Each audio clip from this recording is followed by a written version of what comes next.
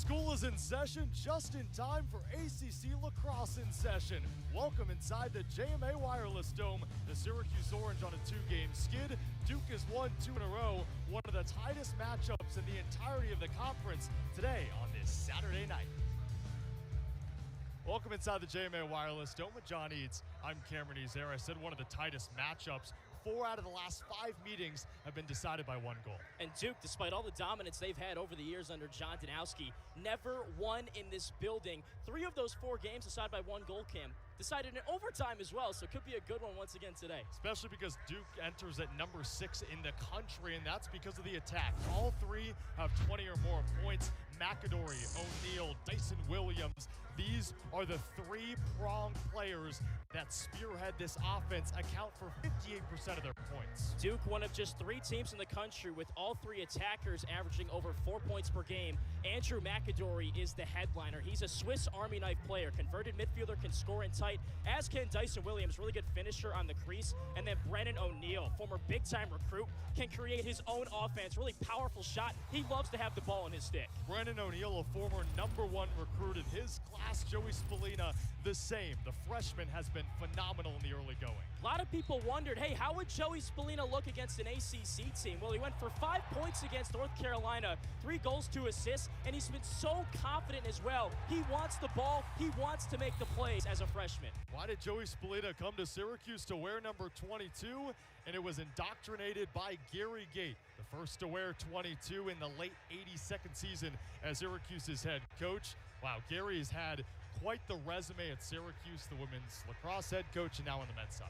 Change up his outfit too a little bit. Used to wear that suit on the sideline. Looks good. Now taking a little more casual. He picked up his first ACC win against Duke last year in this building. That was a good feeling for him. They're trying to replicate that 1 year later. Coach John Danowski in his 17th season for Duke. Most wins in D1 history at 447. He has over 200 at the helm of the Duke Blue Devils. Johnny Rachuza and Jake Naso. You're talking about Naso in blue, top faceoff percentage in the ACC. The scrum, and Rachuza comes up with it. And Johnny Rachuza needs that for his confidence. Only 1 time this season, he's eclipsed 50%. Yeah, how about that? I mean, who expected him to win the first faceoff in this game? He's really struggled against some of the best Fogos that Syracuse has played. That Maryland matchup, he was a little bit better last week, 46% against UNC. Syracuse needs a lot of those today if they want to win this game. Syracuse on a 2-game slide. Duke has won 2 straight, the most recent for a top 10 Penn team. This Jackson Birtwistle spins one-on-one with Jake Gray, the freshman. Ooh. Threw it into a danger zone. Syracuse tries to scoop it up, but Duke there for it. Syracuse 27 turnovers over the last 2 games. That's led to this slide for SU. Because it's put a lot of stress on Syracuse's defense. What Coach Gait wants today is prolonged offensive possessions. And simple fundamental stuff like that, like a passing turnover 20 seconds into a possession, cannot happen because it gives more chances to Duke on the offensive side, an offense that is so dangerous, Cam. They lead the ACC in goals per game. Numbers to watch, 34 on the far side. Garrett Ledman has it, first line of the midfield. Ledman, a grad student, 6'4", 225. Opens things up with a dodge. Here's Brennan O'Neal, the star player for the Blue Devils. Only a sophomore. Thrown inside and a shot misses wide. Big round ball here.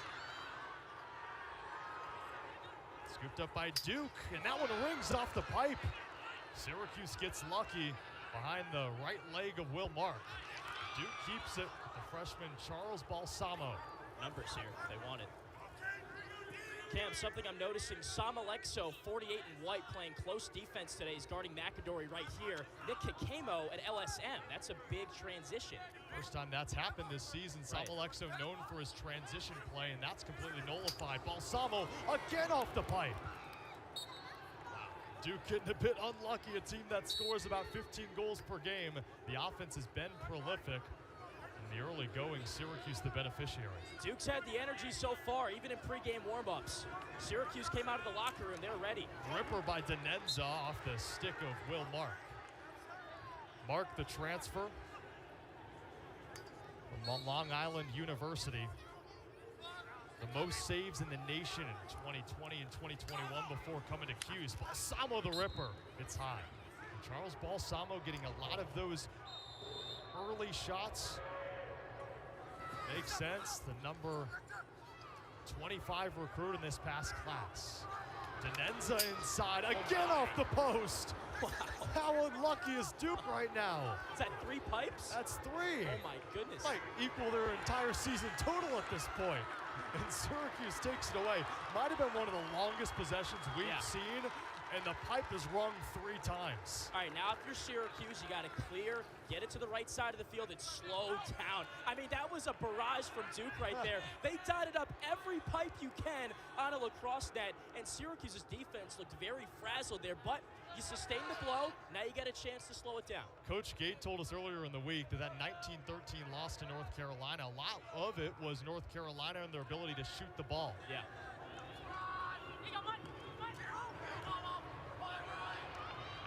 SU back-to-back losses to Maryland and North Carolina. Cole Kirsten, Alex Simmons swapping, I guess I should say, at attack and midfield spots. Going back to that today, too. That was a change that Coach Gate made last game. Passed inside to Cook.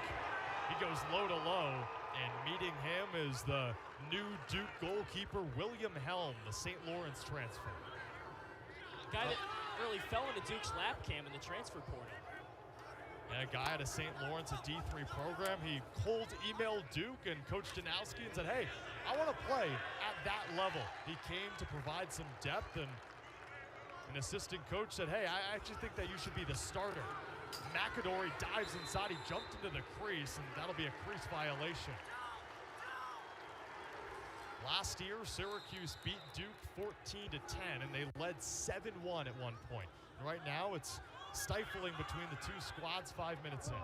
I'd say Duke's been the instigator, though. They've had some great offensive touches already. If not for missing by a couple of inches, they could have the lead. Syracuse needs to settle in a little bit. Nice look offensively on that last possession, but you got to bury that from 5 or so yards out if you're Griffin Cook. Joey Spallina, #1 recruit in the class, leads the team with 15 goals. Also has 5 assists. Pass inside. Knocked down as an SU player. Luke Roa. It'll stay Syracuse ball. Loose ball push when the ball was on the carpet there. If you're Jackson Birtwhistle there who couldn't catch that pass on the crease, stick's got to be in your left hand. If it is, he's catching and shooting that rather than dropping it and not scoring at all. Birtwhistle, the redshirt sophomore, 10 goals on the season. That one's ripped in. Cole Kirst, the captain. Syracuse up 1-0. Oh, I mentioned it a couple minutes ago.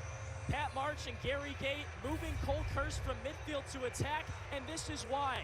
It's his ability to one-on-one dodge, use his hip, bury his shoulder into the defender, get the angle, and just catapult it into the back of the net. That's gaining leverage, that's power against power, and Kirst is fired up about it.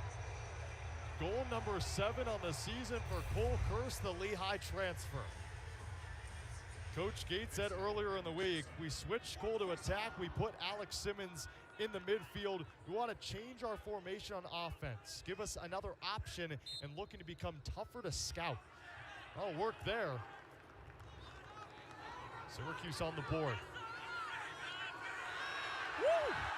Thrown down to Duke player. Jake Naso off that face-off, and flags fly. What a check from Sam Alexo. Unfortunately, it's not legal. Dave Petramala trying to plead his case. That won't work. So Sam Alexo switches to close defense, but is still playing up on those wings and just did some damage to Jake Naso. I mean, that was textbook, but what he did was he carried Naso over and kind of held him. So that's a tough call if you're an official, because the check was legal, the nature of it was stick on stick, but then he wrapped it around Naso's arms, and as you saw, took him to the turf. But, you know, if you're Coach Petramala, you'll love that physicality from Alexo, and he brings a ton of it. And that sets up a big storyline in this matchup, the man up against man down. The 23rd penalty called on Syracuse this season. They're close to top of the nation in that category. And for Duke, they're 7 of 13 in the man up. One of 20 D1 teams above 50%. Low volume though, but high success rate, as you said. Inside, the bouncer. Did Mark make that save? Wow. He did. Duke retains. Another ripper, and that's off the leg of a Syracuse defender. Coming up limping is the short stick defensive midfielder, Max Rosa. Q steals it off. Oh, you can't have this, though, if you're Syracuse. Rosa hung up. That's a short stick. Caputo's on the far side. Yeah. Owen Caputo throws it inside. Another one! Is this just dumb luck? O'Neal! And it's blocked away! At this point, Syracuse should hit the lottos. Last week, North Carolina was pinging corners. This week, Duke is pinging pipes. And you'd rather have that if you're Syracuse. We did have a delayed flag on that crazy sequence there. We'll get that call in a couple of seconds. But Will Mark also has made a couple of big saves early in this game as well, which Coach Petramala's got to be fired up about. He's known for that. Leads the ACC in saves per game. Personal foul on blue. 5-1. Illegal body check in the head. 1 full time. Dyson Williams called for the illegal body check to the head. So I think it was on the rebound of the shot here. So a little physical activity there. Then Williams essentially punches the Syracuse player. That's Billy DeJuan in the face. So that's a 1-minute non-releasable penalty, and that is not what you want if you're Coach Janowski and Duke, because this Syracuse man up is just so fun to watch. Get your popcorn popped, ladies and gentlemen. Last year, Syracuse 14 man up goals. 5 games into the season, 16. The best man up group in the nation, and it shows. Ripped in by Jackson Burtwhistle. Syracuse doubles its lead. Who else would you go to than the guy who leads the nation in man-up goals, and that's Jackson Burtwhistle. Known as a finisher, it starts with the ball movement for Syracuse. The skip pass to the top right, easy catch and shoot right in the wheelhouse of Burtwhistle. He buries it low to low and beats William Helm in that bottom right corner. So easy. They make it look so effortless. Jackson Burtwhistle up to 11 goals. Last year finished the last 4 games of the season with 13 goals. It's a player that doesn't pass that often, still doesn't have an assist on his 2-year career, but he's up to 11 goals on the season in Syracuse, up on the number 6 ranked team in the country. Are your eyes deceiving you, though? Because it's 2-0 Syracuse, and Duke has hit like 4 or 5 pipes. Right. Crazy. Jake Naso wins the face-off over Achuza. Naso likes to stay on the offensive end, but then throws it right to the turf. O'Neal fighting with Clary, and it's still loose. Referee points towards Syracuse's way, much to the excitement of this crowd. Can you sense the energy of this game Yeah. right now? Every ground ball, it's like this is the national championship. This is Duke and Syracuse, and it's a delight to watch. Syracuse 5-0 in the Dome against Duke in the last 10 meetings. SU is 8-2 against the Blue Devils. A Blue Devils team that's won 3 national titles over the last 13 years. Syracuse countering. Still a man up, too. Man up for the next 10 seconds. Ooh. Good trail check by Kraus, and he steals it away in transition for Duke. Williams out of the box, number 51, over to O'Neal. The sniper, again off the post. This is incredible. Numbers. Burtwhistle to the far wing. Ooh, great save. Helm right there. That's not good for Syracuse. That's a stick side, high-to-high shot. That's an empty possession on a 4-on-3 fast break. That had to be a goal for Syracuse there. But that's been the MO of number 19 in white and orange, Alex Simmons. Coach Gates said we've been working on his shot. He's telegraphing his shots too much, shooting too high rather than aiming for the pipes. Yeah, he's opening up his shoulders and basically giving away where he's going to shoot the ball before he does. That's pretty much what he did there. And they've been trying to work on a kneecap level to the far side post, kind of in that area, that kind of a shot. Because his shooting percentage is dipped from Denver. Ledman winds up. Yeah, Denver was a Toraton Award watch lister last year. Denenza. Duke has hit 5 posts.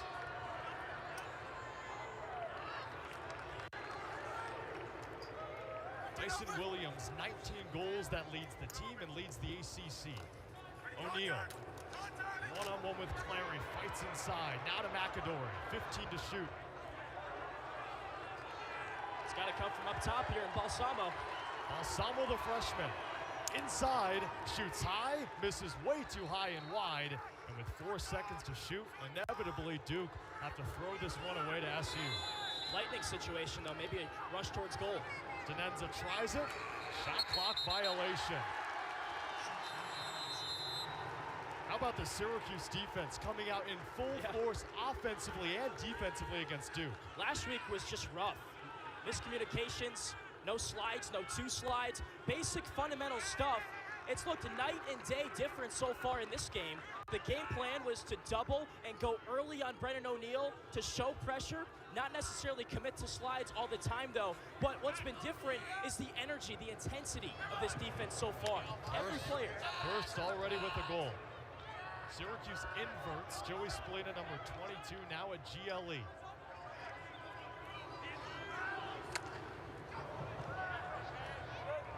Luke Roa, the freshman, top 30 recruit, over to Joey Splina. Top player in this last recruiting class. Tries the spin dodge. And a scrum behind Cage.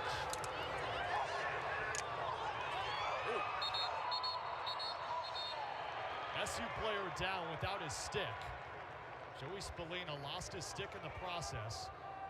It was Kenny Brower that came up with it. Man, it is physical lacrosse down there. You'd expect that. Brower, 6'2", 215. Yeah. That's along with Keith Boyer. He's up to 180 pounds, but he's got a strong stick. I think he just got to stick to the wrist. Technical foul on blue. 1-9. Interference, 30 seconds. They'll call it on Wilson Stevenson from that back end, interfering in the stick of Spallina. 30-second penalty. Now Syracuse drew 9 penalties against North Carolina in their last loss. And in the first quarter alone, they went 2 for 2 on the man up. Already 1 for 1 today. Burt Whistle scored that one. Thompson inside, low to low. Alex Simmons finds Twine. Syracuse up 3. Well, that's what they've been working on in practice. The low-to-low shot, kneecap level, inside the post. They go inside to Alex Simmons, a guy that's really struggled all season, and he shows what he's been working on. Open in the middle, finds the soft spot, and sends it in. 3-0 Syracuse already.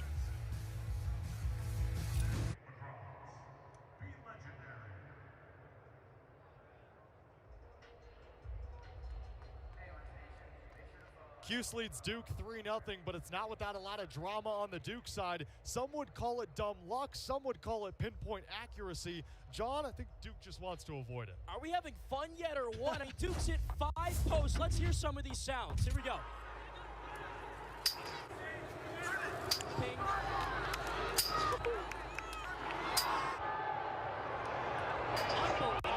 So at that point, do you go to Vegas or do you avoid Vegas? You have to if you're Syracuse. Hey, you know what they say? The post is part of the goalie's pad. So far, Will Mark pitching a shutout.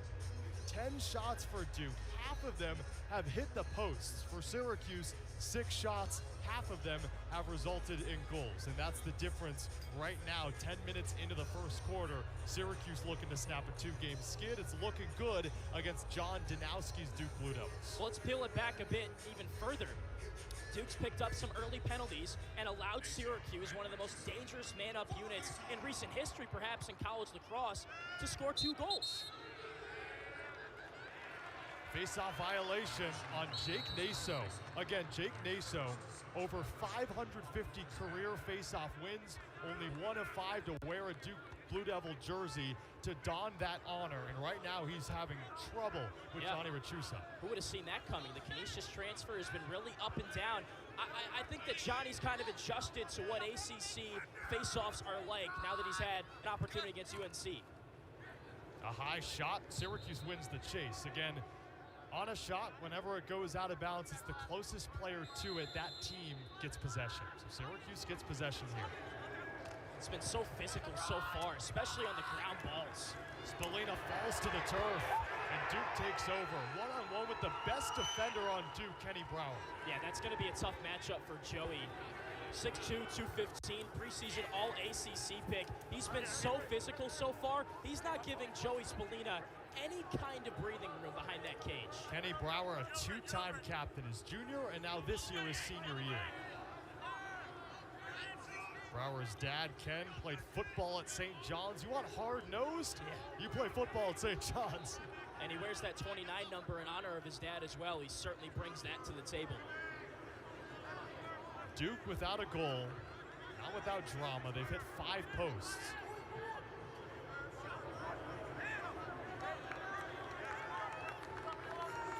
McKenzie passes it off to O'Neal. Now to Caputo, one of 2 Caputos. Her dad's an assistant coach on the sideline too. Andrew McAdory, over 20 points on the season. He's so fast. Great slides, another one, but that one easy. Thomas Schelling, the Lehigh transfer, cashes in for Duke. And you thought at one point it was coming. 6 hit posts. Will Mark caught out of position. Duke fans can rejoice. Finally, Duke's able to put one in the back of the net can. We've already seen 1 Lehigh transfer score and Cole Kirst.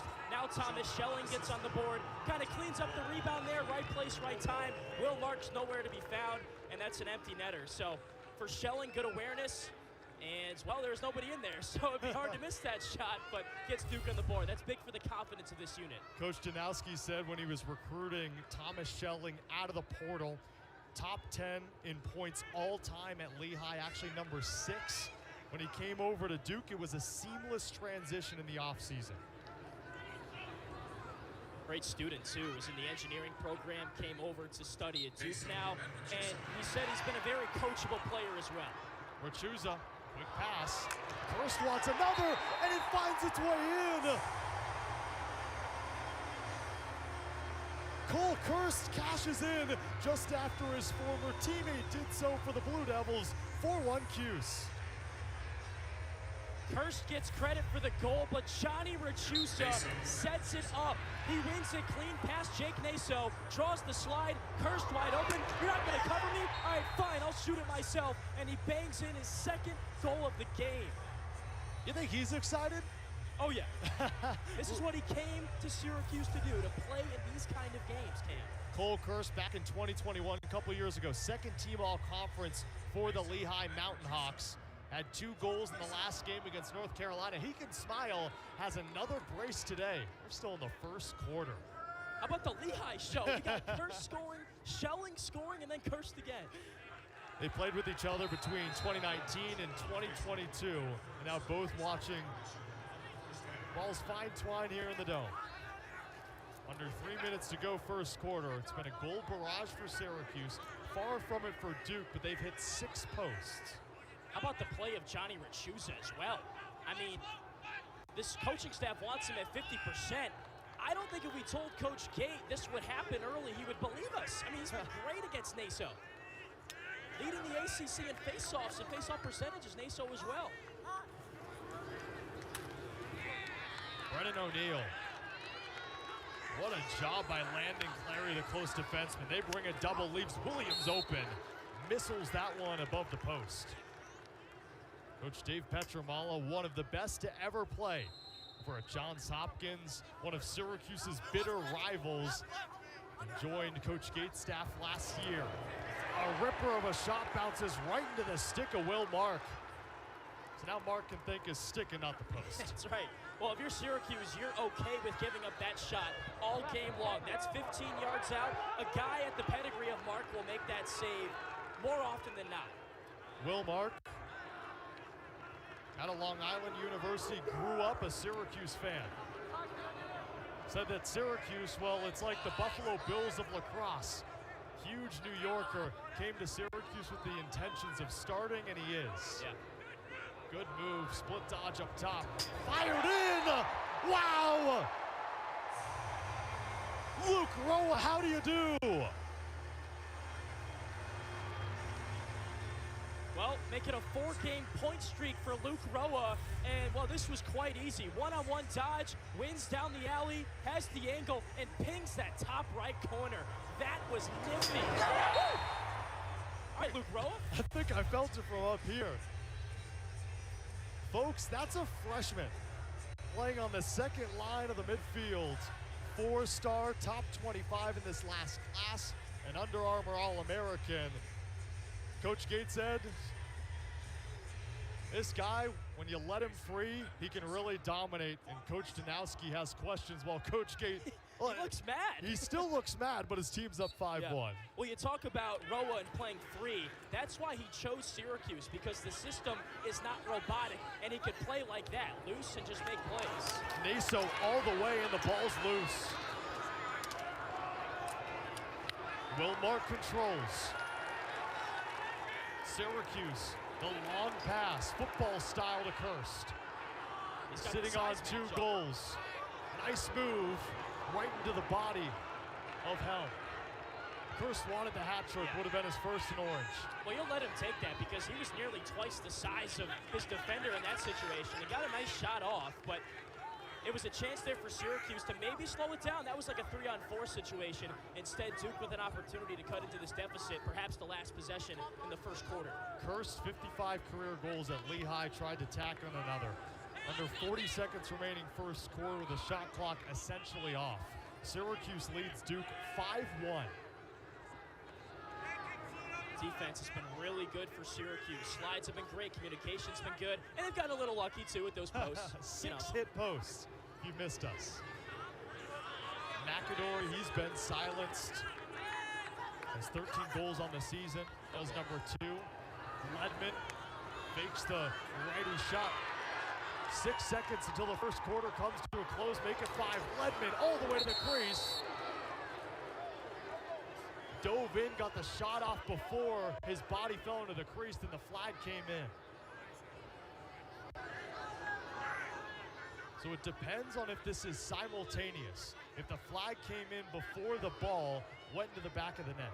And did he score the goal? Because he entered the crease, but if he scored, it doesn't matter. That's the new rule change. We saw Spallina do that last week. They're still conferring. Now Wilmark did take it out of the goal. The referees say no goal. And the official is making a pushing movement with his arms there. Let's see this again. No goal. Technical foul on White. 2-8. Push. 30 seconds. Wow. No goal. Interesting. Nick Akamo called for the push. No goal, even though that ball did go in the back of the net. And that was all in the continuous motion of Ledman diving and scoring. So that's interesting. If you're Syracuse, you'll take it because the goal's wiped off the board. If you're Duke, you hate it. Now they can hold, though, and go into the second quarter with possession. That's exactly what Duke will do.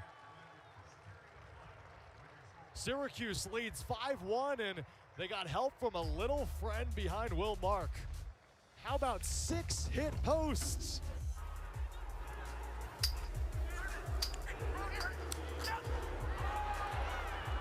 We'll be back for second quarter action after this.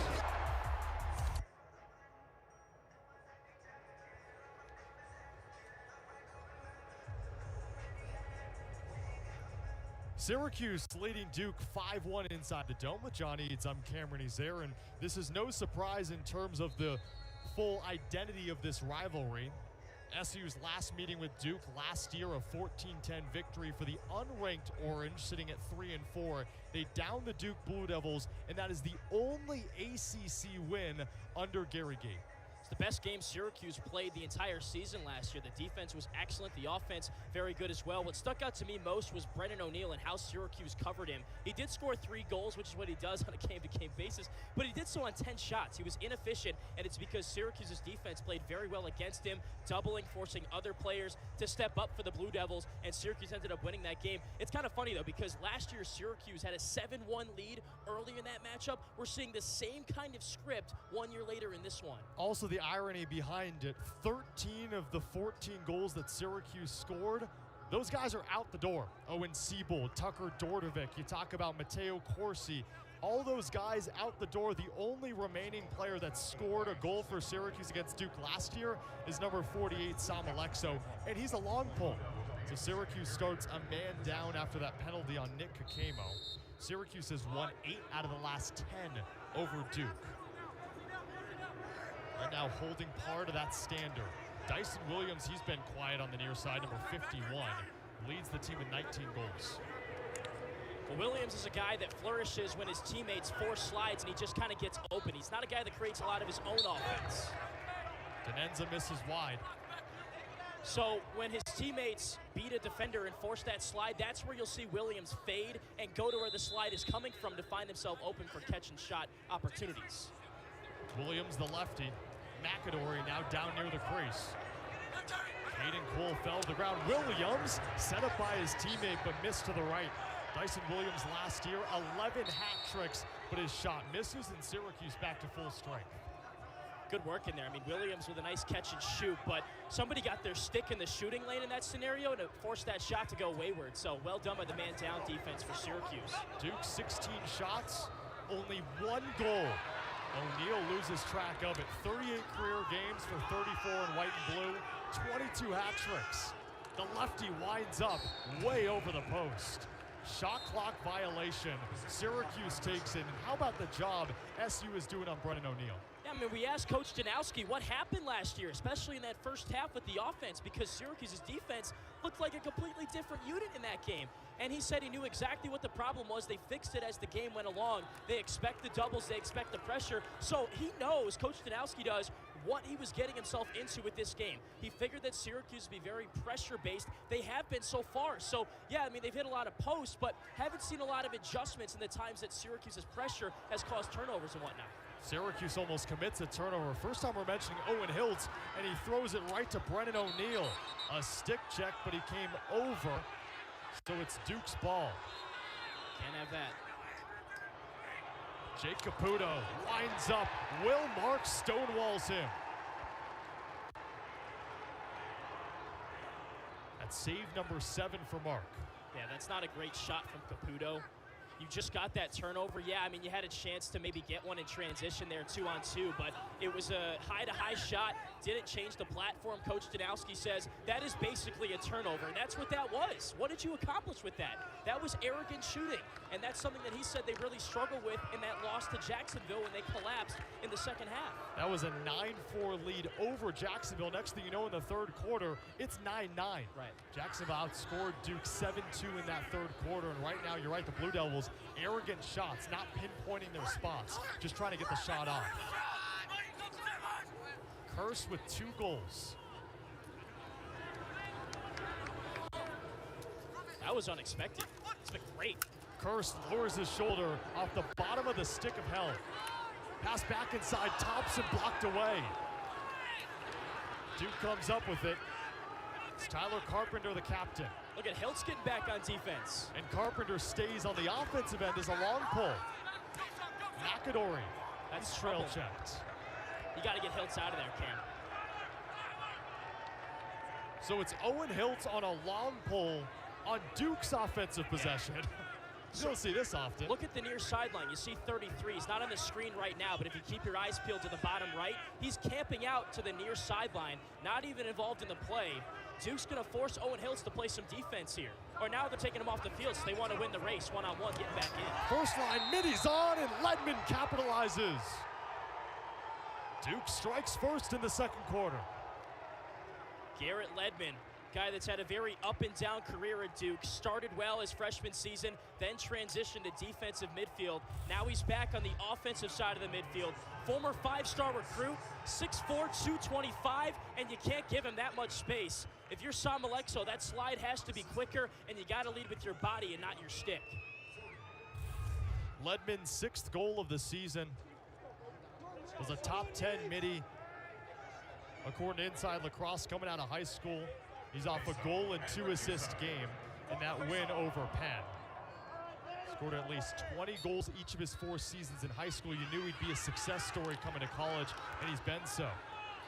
Nasa wins the faceoff, but Rachuza fights for it, pokes it into the offensive zone. Spallina lost it. Back and forth, Frazzoli picks it up. O'Neal with decisions. McAdory rings the pipe and in. Well, for the 7th time today, Duke hits a pipe, but that time it goes in the right direction into the back of the net. You can't give McAdory even an inch of space because he will make you pay. But this is all set up by Brennan O'Neal. He fakes the pass. Look at, he had Landon Cleary looking for where the ball was. Then he finds McAdory open on the fade. Nick Kikemo leaves him open, and Duke loves it. They're fired up. They're bringing the energy. They're getting back in this game. That all started by winning that ground ball on the left side of the field, then working it up to the right side so McAdory could do the rest. Duke trailed Penn last week 2-0, then rattled off 8 straight goals. It's looking eerily similar, isn't it? 5-1 Cuse, and Duke scores the first 2 goals of the second quarter. Wow, Cam, these sequences are so high energy, so intense. We can feel it reverberating up here in the broadcast booth. McAdory, who visited Virginia, Notre Dame, Michigan, Penn State. He chooses Duke, he chooses Jake Naso, and he chose right now. O'Neal, face dodge, scores! You can't stop him. You can only hope to contain him. O'Neal on the board. Same thing we just saw, except this time Brennan O'Neal says, hey, I want to shoot the ball this time. This one's all me. He gets top side on Landon Cleary, and then I think surprised Will Mark a little bit because he just passed on that last play. This time he rips it to that bottom right corner. This is exactly what Brennan O'Neal wants. In his left hand, high to low delivery with pretty much no contest on his gloves. O'Neal, 3 goals, but on 10 shots. Inefficient in the last game against Syracuse. 3 goals in the last 36 seconds for the Duke Blue Devils. You saw it coming when they hit 6 posts in the first quarter. Now they're finding the back of the net. And he wasn't really involved in the first quarter either, but I know that he knows that he remembers that game from last year, how it felt. And he's a guy that attracts so much attention and negative buzz. Whenever he makes a mistake, people cheer. 3 outlets named him an All-American. Last year was an All-American in 2021. A scrum right at the block S. Going Duke's way. They could make it 4 straight in under a minute.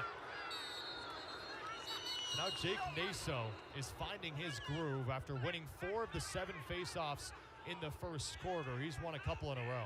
And here's the difference for me right now in the second quarter early on. The ground ball battle. Right now Duke's winning it 14-6 against Syracuse, and the Orange haven't been great on ground balls all year. They're last in the ACC in terms of the amount they scoop up per game. Duke is getting those loose balls. It's leading to offensive chances like this. Coach Gates said the meltdown over the last 2 games, just sliding all over the place, not doing it with any intentions. Right. That's what they don't want to do. Balsamo double teamed. They want to do that. They want to fake the slide, show, and then go back and recover. Coach Gate calls a hedge. See it a lot of the times in basketball, yeah, exactly. Setting a screen, same with lacrosse. Yep.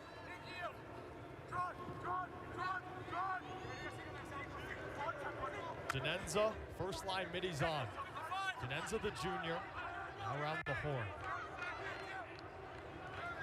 O'Neal inside, Williams can't find it. Cleary does. Great slide. That was textbook, Cam. When you're sliding to the crease, you got to lead with the body. 4 defenders converged on Williams before he could even get a shot off there. That's what you got to do. Sets up the offense for Syracuse. Rosa was laid out by Wilson Stevenson. Gary Gate can't believe it. No penalty. It was right in the middle of the field, unneeded. Hiltz had passed the ball, and that play was long over, and Stevenson comes in and just buried him. Roa, the freshman, with a goal today. Duke most likely switch everything unless it's Spallina behind cage. The best defender on him, the close defenseman Brower. Owen Hiltz, he's been quiet. Doubled, tries to get it to Spallina. Flags fly. Yeah, that one was obvious. Hiltz, the Canadian, rattles it in. An impossible angle, and Owen Hiltz gives Syracuse a 2-goal lead. How did Owen Hiltz find a way to put this ball in the back of the net? The acutest angle you could possibly think of on a lacrosse field, but Owen Hiltz defies it. Caught the ball behind, waited patiently, and used that lefty dominance that he has to slot it in there. Here's another look at it. So the play continues after the flag. Hiltz catches, gets above GLE, and then finds that top corner. That's that box lacrosse background, the Canadian lacrosse background he has. The ability to finish in tight like that and ping those corners. Owen Hiltz, 9 goals on the season. I mentioned Canadian because that's what Syracuse exemplifies, that box lacrosse approach. Coach Gate, he played for Team Canada in the international game. He's played box lacrosse. He's played in pretty much every league you can imagine. And he likes players that can play in tight quarters, even on this big field. Machuza knocked down. Alexo comes up with it.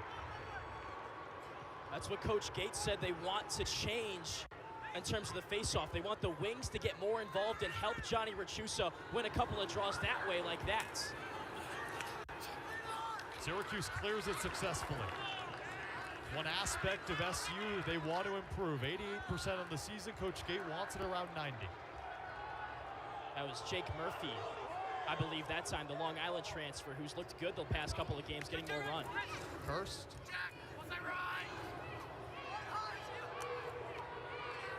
Cross crease. Alex Simmons with a goal, the Denver transfer.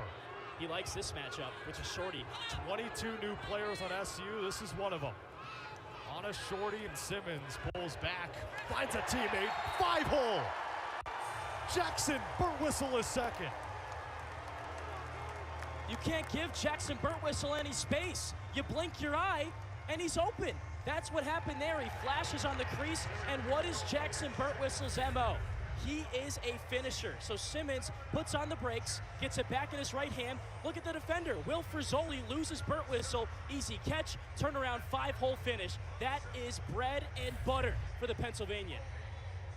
Second goal today. That's number 12 on the season for Burtwhistle. He plays midfield, but John, we were talking before the game, and as much as you look at Jackson Burtwhistle as a midfielder because he orchestrates the offense with his passing, a lot of the times he plays that attackman role, sits right in front of the crease, and if he isn't outside ripping one in, he's waiting for his teammates to set something up for him. He's like Dyson Williams, but in a Syracuse uniform. He's the off-ball guy, he's the finisher, and every offense needs that. Alexo, confident on the wings. That's a portion of Syracuse's game that's been missing, his good wing play. A timeout by Syracuse. Coach Gate must be excited. Syracuse, after giving up 3 in a row, they respond with 2 of their own. 7-4 Cuse over the Blue Devils.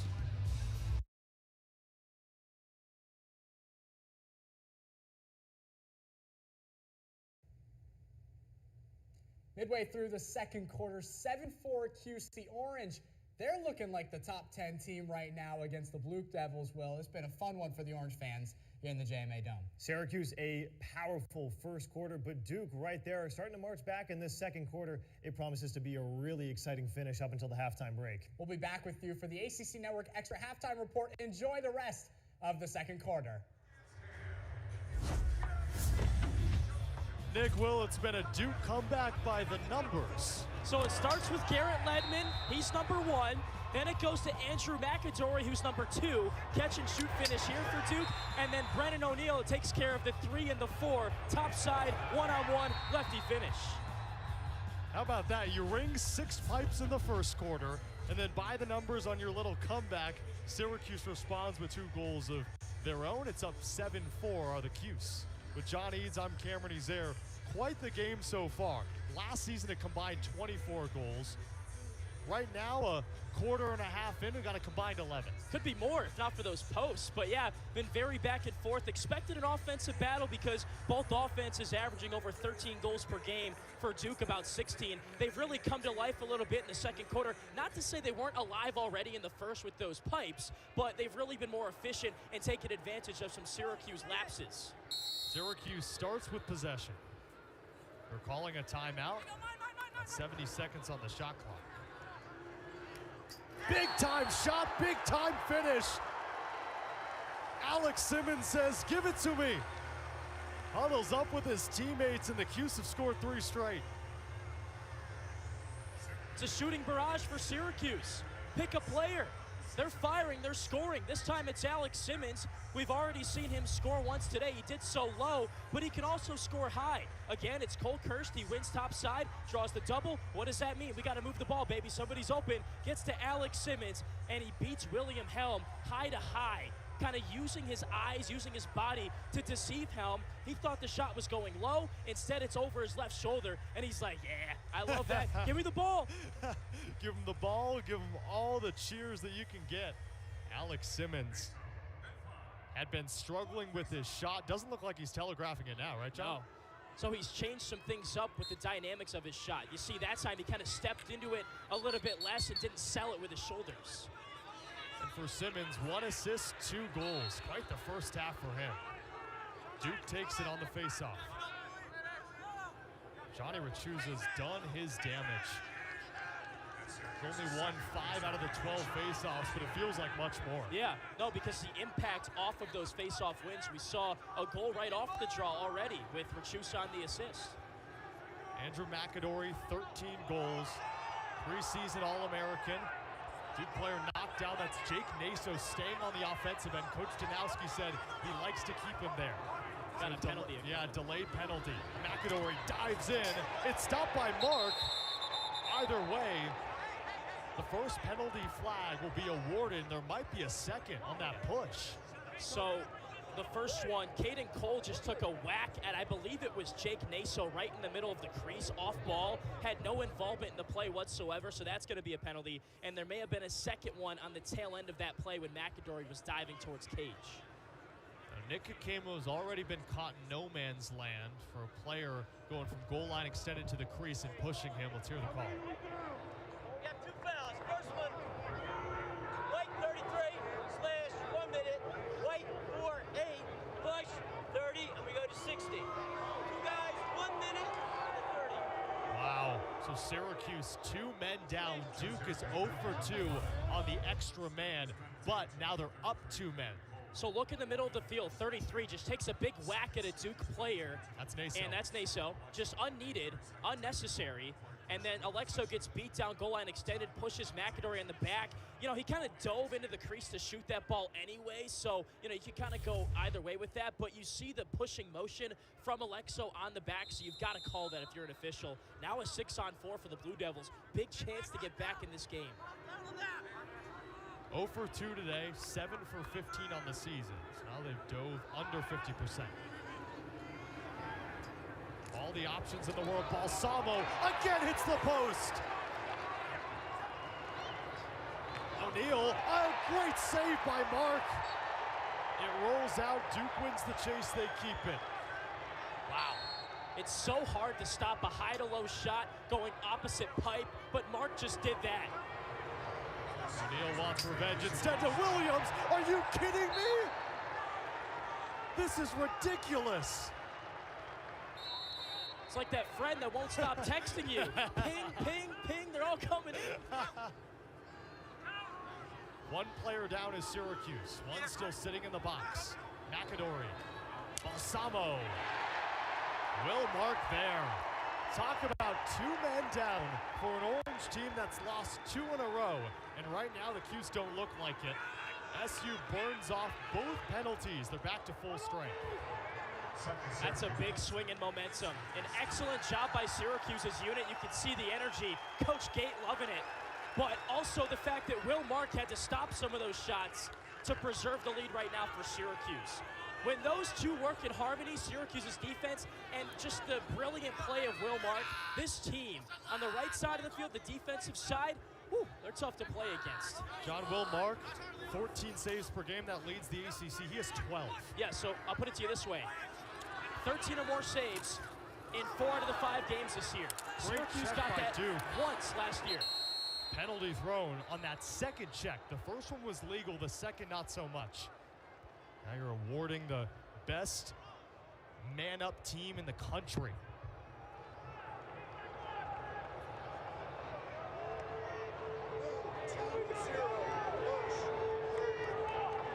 It was on Jack Gray, the short stick defensive midi. It's too aggressive. Yeah, 3rd penalty of the season. That's just a simple push with possession. You can't do that in lacrosse. Roa takes the contact, and now Syracuse back on the man up, and they love that. 2 of 3 today. On the season, 18 man-up goals just in game number 6. Look out for Burt Whistle. He's got 5 man-up goals this year, number 9 in white. Simmons also with 2 goals, same with Burt Whistle. Instead, it's Thompson. He rolls it to the left. Syracuse keeps it. 10 seconds left on the man-up. Plenty of time.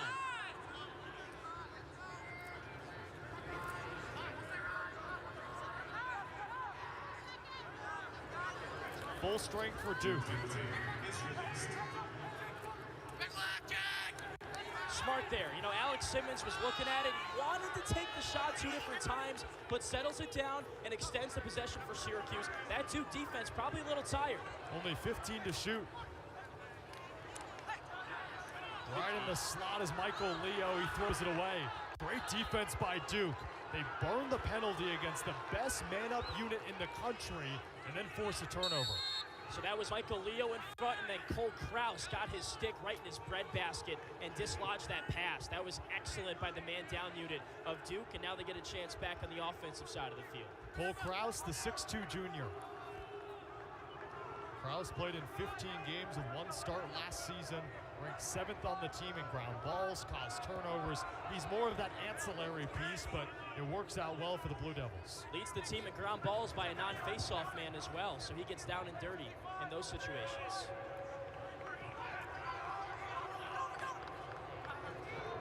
McAdory down the alley. This is a mismatch. Balsamo's great. Balsamo bounces it wide. That was Balsamo on the short stick Murphy. He's a tough cover one-on-one. He can use both sticks, or both hands rather, very well.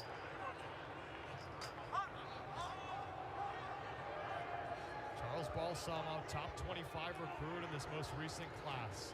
His coach says this level doesn't faze him, and he shows it. Might be college, but nothing changes. Balsamo on the board.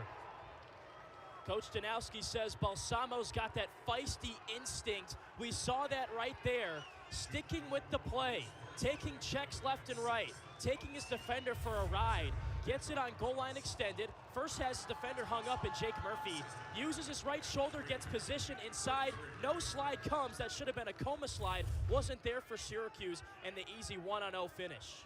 And that's a player in Jake Murphy that Coach Gates said he's better when he defends behind the cage. Yeah. Balsamo still put him in the spin cycle. Charles Balsamo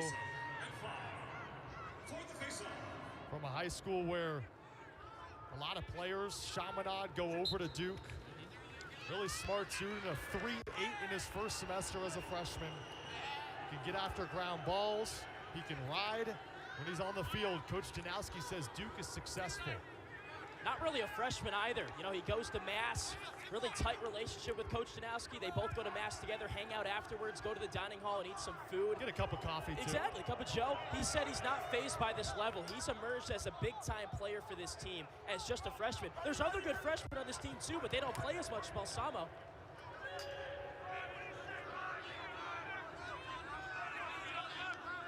Three minutes to play until halftime. Thomas Schelling had the first goal for Duke, the Lehigh transfer. McAdory. One-on-one with Sam Alexo, who was shifted from LSM to close defense. O'Neal finds its way through. Had to wait for a second, but Brennan O'Neal has 2 goals. He's starting to come alive. You give him time and space, he's going to score. He wants that ball. Nice dodge from behind. Look how much room he has, Cam. There's nobody within 5 yards of him until he even catches the ball. If you're Dylan Seguider there, he's only a freshman. He's going to learn from that mistake. You can't leave the most dangerous goal scorer in the ACC that open. Brennan O'Neill, 39 games, 159 points. Was the fastest Blue Devil to 100 goals just in 35 games. You talk about prolific, that's what number 34 is. What I love about O'Neill is that he wants to play in the big moments. You think back to that Denver game, Duke was down. He scored the goal to tie it, and then he scored the goal to win it back-to-back. Rizzoli off the wing, scoops up the ground ball. Over to Keith Boyer. And Duke controls. In the face-off department, 10 to Duke, 5 to Syracuse, but the Orange have an 8-6 advantage. O'Neill's come alive. Ledman, full head of steam. Mark blocks it down. I was getting into this before that Roa penalty sequence. Last year, the Orange had one game where one of the goaltenders had 13 saves. So far this season, Will Mark has had 4 of such games. And he's got 13 saves already today, so make it 5 for 6. Harrison Thompson, Bobby Gavin split time last year. And that was after Drake Porter closed off one of the best careers in Syracuse history. And now it's just been transfers and hoping. And Will Mark, he might be the cure. Gavin was up and down last year, but, I mean, it's pretty night and day the difference that Mark has been for this team in the cage. A nice, solid, consistent presence versus last year. Over 50% save percentage. A turnover by Syracuse, the wheels falling off.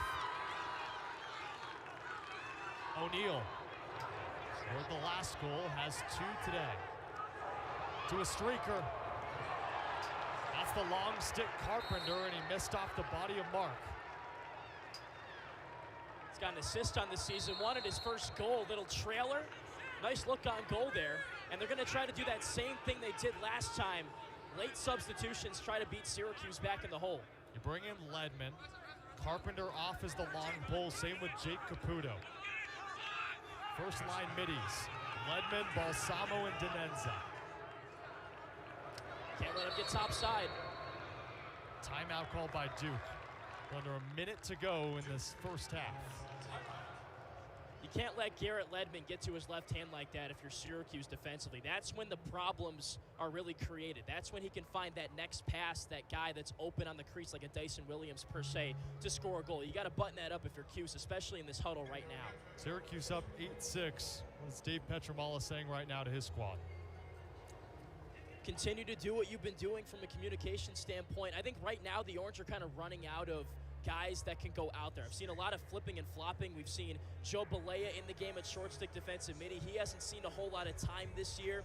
Dylan Seguider, who just allowed that last Brennan O'Neill goal. They've got to build that depth up because you can't put guys in the game that can't execute the game plan. I'm sure leaving Brennan O'Neill open was not in the game plan. So just kind of reinforcing what you wanted to do coming into this game.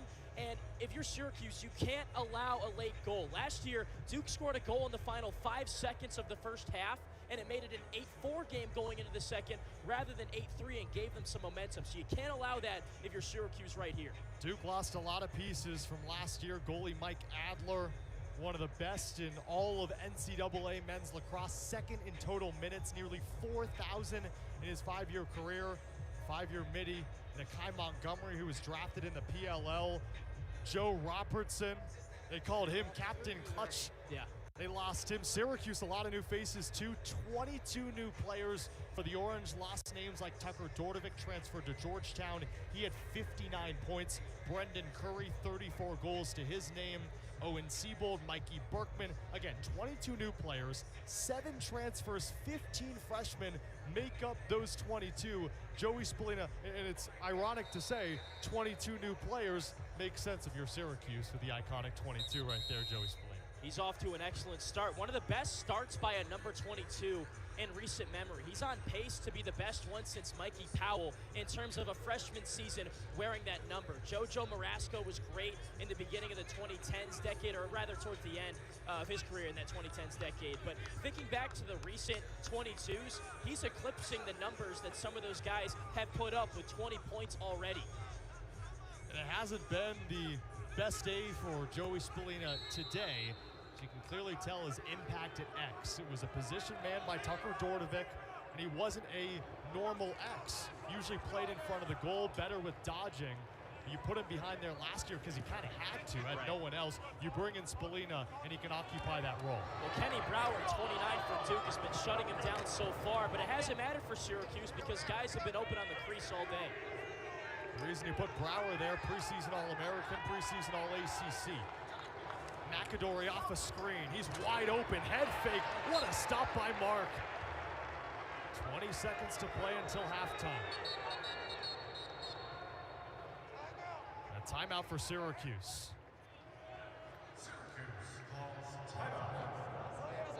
Can't happen. You mentioned an iconic 22. Mikey Powell getting his jersey retired next week in the game against Johns Hopkins, and it's ever so fitting that in a Syracuse-Johns Hopkins rivalry, it's Mikey Powell getting his jersey retired. Again, that game taking place next Saturday. It's SU and Johns Hopkins on the 11th. Powell played from 2001 to 2004, was the first ever men's lacrosse player to earn the Tewaaraton Award twice. Two-time national champion, a part of an orange legacy that spans so far into the ether. And Mike Powell is just one of the many names that deserves to head up into the rafters. And he'll be right beside Coach Gary Gade, who also has number 22 up there. And the tradition definitely rich here at Syracuse. Mikey got to wear 22 as a freshman as well, which has only been done a couple of times since he did it. Jordan Evans a couple years ago. Now Joey Spallina gets to do it, so it's awesome. A lot of jerseys retired at Syracuse this season. I mentioned Gary Gate. You got Katie Rowan on the women's side. And how about the men's basketball team getting represented last night? What a ceremony it was. Syracuse takes down Wake Forest, but more importantly in the postgame, Jerry McNamara, Hakeem Warwick, two of the staples of that 2003 SU National Championship run. They get their jerseys up there, and you see the three, you see the one. Not the coolest part about G-Mac's speech after the game is he said as he walks down the halls of his house, he sees him and Carmelo Anthony in a portrait. There's a 3 and there's a 15 representing Melo's number, the 315, which of course the area code here in Syracuse. Hakeem Warwick as well. First time back in the Dome since he played back in 03. Crazy, 20 years ago. 15 seconds. Duke trying to cut this 1-1. Down by as many as 4 twice. Balsamo cross crease, escapes the stick of McAdory. 5.4 sits idly on the clock, and unless Syracuse has an extra prayer in them, they'll take a comfortable 2-goal lead into the halftime break. Considering the amount of posts in this first half, I think they'll take that, Cam. 0.3 remaining. Buzzer sounds. What an eventful first half. Syracuse leads 8-6, the 20th ranked team in the country leads the 6th ranked Duke Blue Devils. Posts were hit by Duke. Syracuse, they found twine. Duke came back in the second quarter. We got a lot to talk about. The ACC Network Extra halftime report coming up. Cam, Will Henschel, Nick Salai here for the ACC Network halftime report. Syracuse up 8-6 over the number 6 team in the nation, the Duke Blue Devils. This has been a fun one. Syracuse dominated the first quarter, but Duke, they found their way back into it in the second. It's been a fun one, Will. Yeah, Syracuse really had the first quarter that they needed to against a hot Duke team. The Blue Devils, give or take on any given day, usually score about 3 or 4 goals in the first quarter. So for Syracuse to take that kind of lead after the first couple of minutes was really impressive. But, this is Duke, lacrosse you're talking about, number 6 team in the nation. They're not going to stay down for very long, and they came back in a big way to make it only a 2-goal game into the contest. So it's been really entertaining, really back and forth, and I think it's going to be an even better second half after the break. A high-powered offense for Duke, and so far the numbers haven't really shown it for this Blue Devils team. Down 6, but the shots on goal, 21 for the Blue Devils, and the saves are also a big thing too. It's been unbelievable, the performance that Will Mark has put on in between the pipes for Syracuse. 15 saves. it's just been unbelievable. He's been turned aside a ton of shots, not just with his stick, but with his leg, his body. His positioning is phenomenal. But really, look at the shots on goal difference. Duke has put 21 shots on him, and he's turned aside a whole lot of them. So a big reason Syracuse still in this game is the guy between the pipes. The pipes also have helped That out is true. a bit for Syracuse. Duke has hit it probably about 8 or 9 times now. Let's see how the first half action has gone so far. Syracuse came into this one 5-0 inside the dome all time against this Blue Devils team. And early on, Will, you were talking about you were excited to see Cole Kirst move up to the attack level, and he scores the first goal for the Orange. Yeah, the graduate student making his first start, usually kind of playing in that midfield position, now moves up to attack, and it pays immediate dividends. The first goal of the game comes off the graduate student's stick. But the whole offense in the first quarter was really, really well polished. Ball movement was incredible. Syracuse scored a couple of man-up goals. That doesn't happen too often against Duke. And Blue Devils really faltered in the first quarter. And then look at these pipe shots, just unbelievable magnets on the shots against Will Mark. Schelling scores for Duke to make it 3-1. Cole Kirst, once again, how about in transition? This was huge. Syracuse came into this one struggling in the faceoff, but right off the faceoff, finds Kirst to make it 4-1. Second quarter now, Garrett Ledman scores for the Orange to make it 5-2. But then Duke answers right back, cutting the lead to 5-3. They went a little spurt right there. Or there's Ledman right there. And then Andrew McAdory, he scores to make it 5-3. SU Duke climbing in just within a minute. They were able to score 3 unanswered goals. Number 7 right there, Will Frizzoli, getting that clearance, giving Duke, I should say, the opportunity to fire that one in and really cut the deficit. Duke came alive in a big way in the second quarter. Syracuse has to look out for that as the game goes on. Brendan O'Neill, a quiet first half for the most part, but scores there to make it a 1-goal game. Then how about Owen Hiltz? From behind the cage, comes around and scores to make it 6-4. Alex Simmons once again making it a 4-goal lead for the Orange, hyping up the crowd. A packed crowd inside the JMA Dome. Duke responds to make it 8-5, and then once again, Brendan O'Neill. The quiet half, but did somehow still manage to score 2 goals, 8-6, and that's the score through 30 minutes of play. And for this Syracuse team, they have been really good defensively, but it's also been the fact that I mentioned that the polls have helped out a bit. Duke has missed out on a lot of opportunities, especially in that first quarter. Yeah, well, it is Sunday, so it sounded like church bells were singing inside the JMA Dome. On that first possession alone, it seemed like Duke was hitting post after post after post. Look at all these opportunities that Duke had, and just take a listen. Or no audio on these clubs, I'm so sorry, but Duke was just hitting pipe after pipe. Will Mark getting bailed out. You know, they say the pipe is the goalie's best friend, and that was certainly true for Will Mark. An unbelievable showing by the cage. You figure, you know, every lacrosse cage is 6 feet by 6 feet, so you wonder why Duke, who's one of the most prolific offenses in the country, couldn't find twine in a lot of those opportunities. Both these goalies coming into this game, 2 of the best in the entire ACC, and showing it off a bit today. Obviously, Will Mark with a big game so far. William Helm off to a slow start, but picked it up in the second quarter. Both of them, you know, Mark having the advantage in the saves. 15 already in the first half. Will Mark has been a standout. The LAU transfer has really stood on his head this entire season. But again, I want to point your attention to those 2 power play goals that William Helm has allowed. Going into this game, Duke had killed off 17 of team's 20 man-up opportunities, and Syracuse, on the first 2 that they get, they turn them into goals. So it's really a department where Duke isn't used to allowing too many goals, and Syracuse has exploited that, and they found 2 that way. Duke, the second best man-down defense in the entire country, but it all comes down to Will Mark, who has been spectacular. How much of momentum shifts does this give for Will Mark, a guy that, you know, has struggled over the last couple of games, but to play this type of performance against a number 6 team like Duke? Well, the big-time players show up in big-time moments. It's kind of a cliche saying, but you hear it a whole lot. Will Mark probably having his best start to a game in a game that Syracuse can't really afford to lose. And of course, William Helm, despite the early struggles in this one, he's still made some really good saves, keeping Syracuse to just 8 goals in the first half. It feels like they could have had a lot more advantages. They took advantage of the man-up offense, scoring a pair of goals, but William Helm still keeping Duke hanging around. This is a fun one. We've still got plenty of lacrosse left.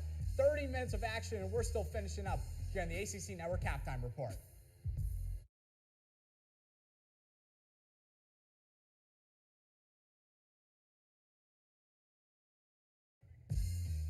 8-6 Orange at the break. A fun 30 minutes of lacrosse has started, but hey, we've still got 30 more, and we're showing you everything that happened in the first half so far. Thanks for joining us on the ACC Network Halftime Report with Will Henschel. I'm Nick Zelias. Syracuse got out to an early lead. Duke crept their way back to make this a ball game. But for Syracuse, it's been some of the other names that have really been stepping up. We're used to the guys in the attack and all that. But how about the midfield making some big names? We're talking about Cole Kurse, Jackson Burtwistle, and Alex Simmons, all of them with 2 goals so far in this one. Yeah, you don't really expect to see these kind of players explode onto the score sheet the way they have. It's usually the guys like Spalina and a lot of the attacking core, but all these guys, and usually designated midfielders, although Cole Kurse playing at attack today, have contributed 2 goals and a whole lot more points. You see the assist coming from Alex Simmons, a whole lot of shots and a whole lot of pressure coming from these 3 players. They've been really the fulcrum for the Syracuse attack that a lot of the other players have fed off of, but it's been those 3 players that have been the difference maker in the first half, and we'll see if they can continue that in the second, but they've been playing with a whole lot of speed, a whole lot of aggression, and it's paid off because they're finding the twine a whole lot. The Orange have been needing that supporting cast to step up, and they've really done that so far in this game against Duke. Lots of implications regarding rankings around the nation. Plenty of teams in action today on a jam-packed Sunday. Syracuse and Duke, of course, a top 20 matchup. A couple others, though. How about a top 5 matchup going into triple overtime? Notre Dame 13-12 over number 4 Maryland. Yeah, you don't see that too often. An unbelievable score end, and it took regular time, 1 overtime, 2 overtime, and finally Notre Dame finding the difference maker in overtime. And how about Virginia 25-8 over Richmond? That is a dominating win for the Cavaliers, one of the top teams in the nation over in Virginia too. Johns Hopkins, who Syracuse faces next week, they fell today as well. Will, if Syracuse, or that is, if Duke wants to come back and pick up a win against this Syracuse team that's looked really good in the first half, what do they have to do?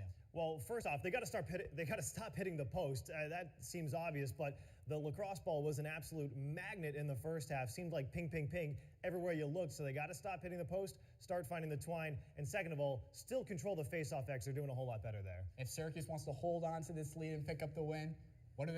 They got to keep spreading the ball. They're finding a lot of players to the goal, and they also got to keep their foot on the gas. I'm liking the speed that the Orange are playing with right now. The Orange are playing at a really high rate right now. Not too much you can change if you are Coach Gary Gait. Thanks so much for joining us in the ACC Network Halftime Report. We'll be back on Cuse.com for the post-game show. Give you all the recap you need. Cam and John. Hopefully no more poles are hit in the second half.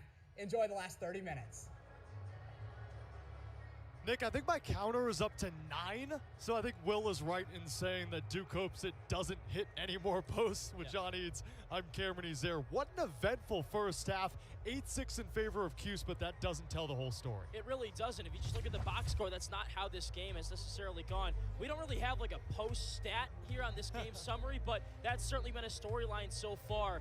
A lot of scoring in that second quarter. It was Syracuse in the first quarter. Duke really picked it up in the second, and the Blue Devils are firing the ball on cage at will right now, more than doubling up Syracuse in terms of a shooting standpoint, and that's something Coach Danowski said he actually wanted to avoid the arrogant shooting where it's like, hey, we're Duke, we're just going to score on every shot we take, right? There's been some smart and not so smart shots in this game for the Blue Devils so far, but Duke really crept back in that second quarter. They're getting back in it. Yeah, Coach Danowski told us earlier in the week that the arrogant shots, that's what happened in the Jacksonville game. The one loss for Duke.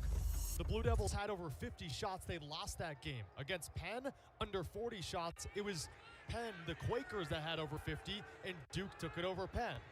Danowski in his 17th season, a 3-time national champion. Watching Jake Naso, Johnny Rachusa at the X. Naso wins it. Quick in transition. Carpenter, McAdory. Wow! Mark stood in the right spot and went right into his chest. Wow. Carpenter denied now 2 different times by Will Mark. He's so clutch. As a goalie, that's essentially a breakaway in hockey. It's you or it's nothing, and Will Mark steps up. Carter Rice clears it. Will Mark averages 14 saves per game. So far today, he's up to 16.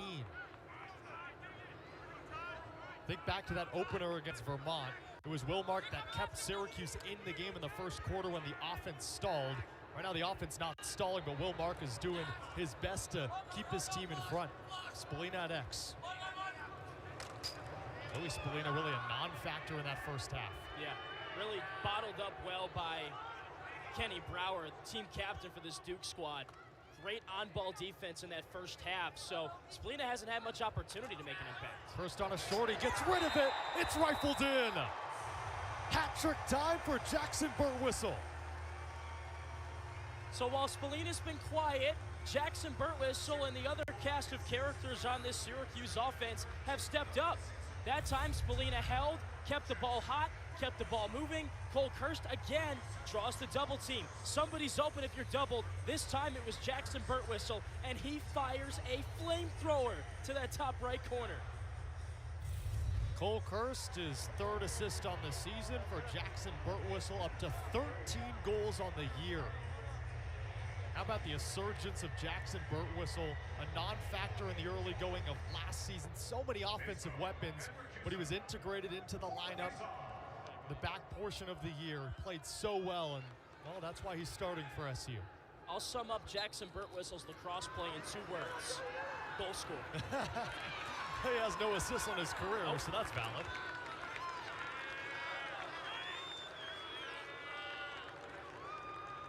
Burtwhistle an injury in the fall, but he returned just in time for preseason play.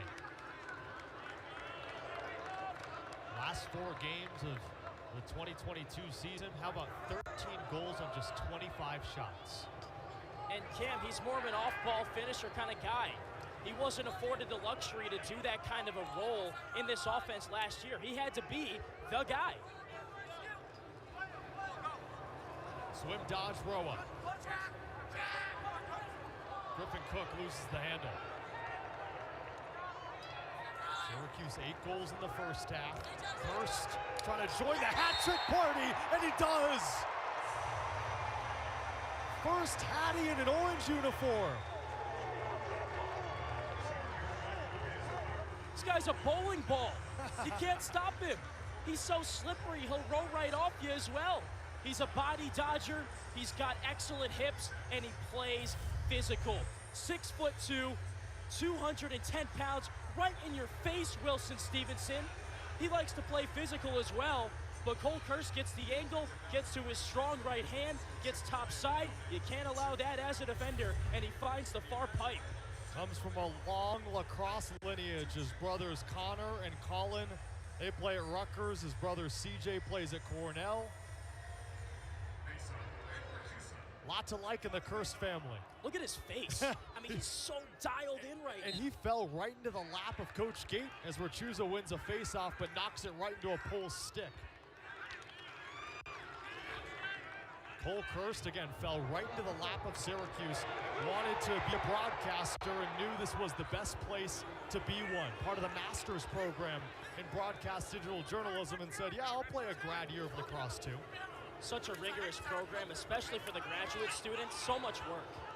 O'Neal fakes it.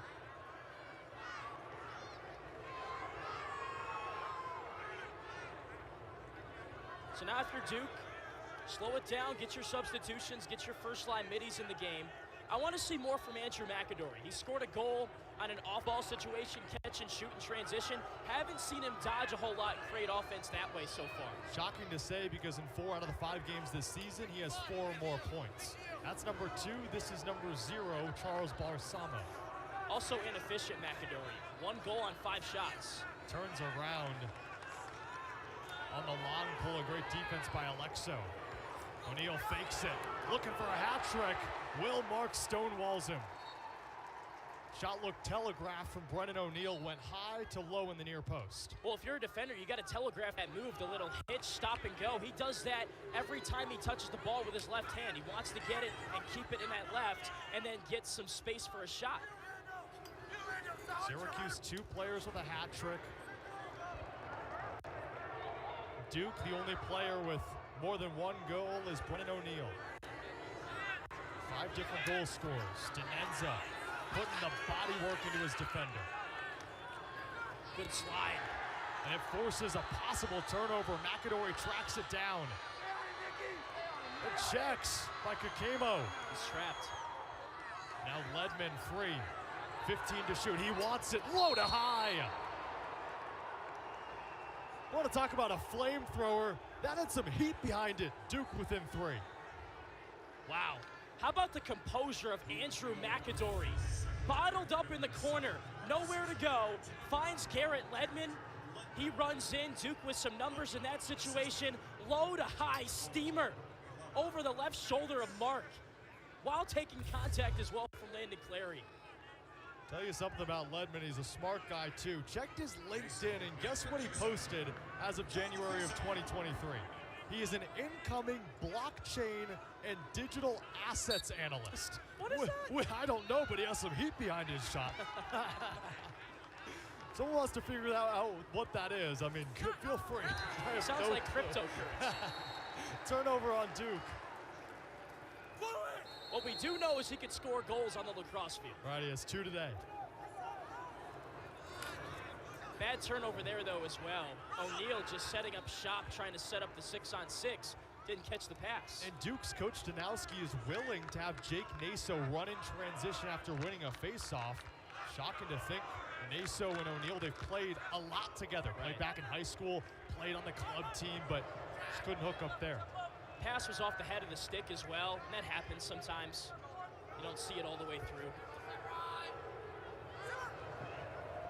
Good give and go. Trying to go low, it's stopped in the crease. Looks like Burt Whistle. Turned around, missed low. It's a good save. Seen Burt Whistle do a lot of that. Catch with the left, switch to the right. This time William Helm with the stop. Duke full head of steam. O'Neal. Good roll dodge, but Syracuse switches in great fashion. You put Kakemo on him, then switch him with Landon Clary. Just seems like Syracuse more succinct defensively. Oh, another one! Is the counter up to 10? It's definitely in double figures. And friends still texting. Owen Caputo joins the pipe party. That's what it's been. And if those go in, Duke's up 17 to 10. Yeah, I mean, even give them like 4 of them. They've got the lead. McAdory, time for that question mark dodge. Throws it to X, Schelling. One-on-one with Murphy, on a shorty. Gotta say, Sam Alexo's done a great job on McAdory today.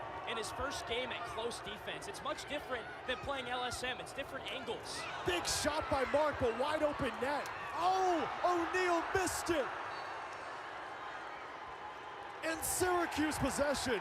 That might be the best player in college lacrosse, and Brennan O'Neal simply just missed the net. So I heard Paul Carcaterra talk about this last week on the broadcast, how Mark escapes the cage to go help. He doesn't like that. It left the goal wide open.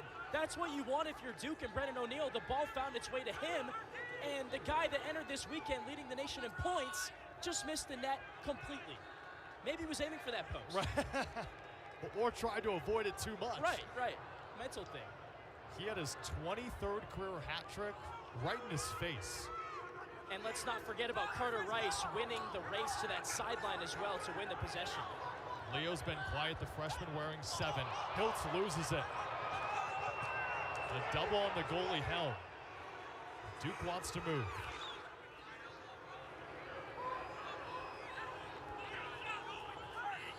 Gray.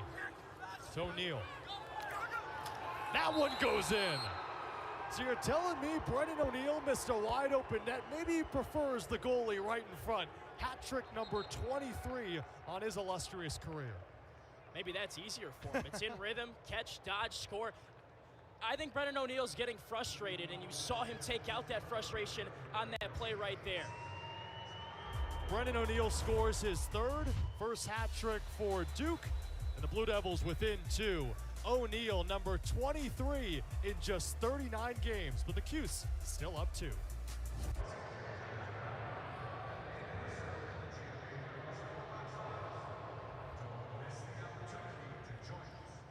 What a showing in the Dome. Syracuse leads Duke 10-8, and you're looking at the future of Syracuse lacrosse, right, John? Could be. The hats are on point. You got the merch. This guy's all cozied up. Is he maybe confused? I think we're confused how 10 posts have been hit. Wait, that's my mom and my girlfriend. What's happening? my mom's first ever lacrosse game, the second time she's been in the JMA Dome. Lainey Goldberg, my inspiration each and every day.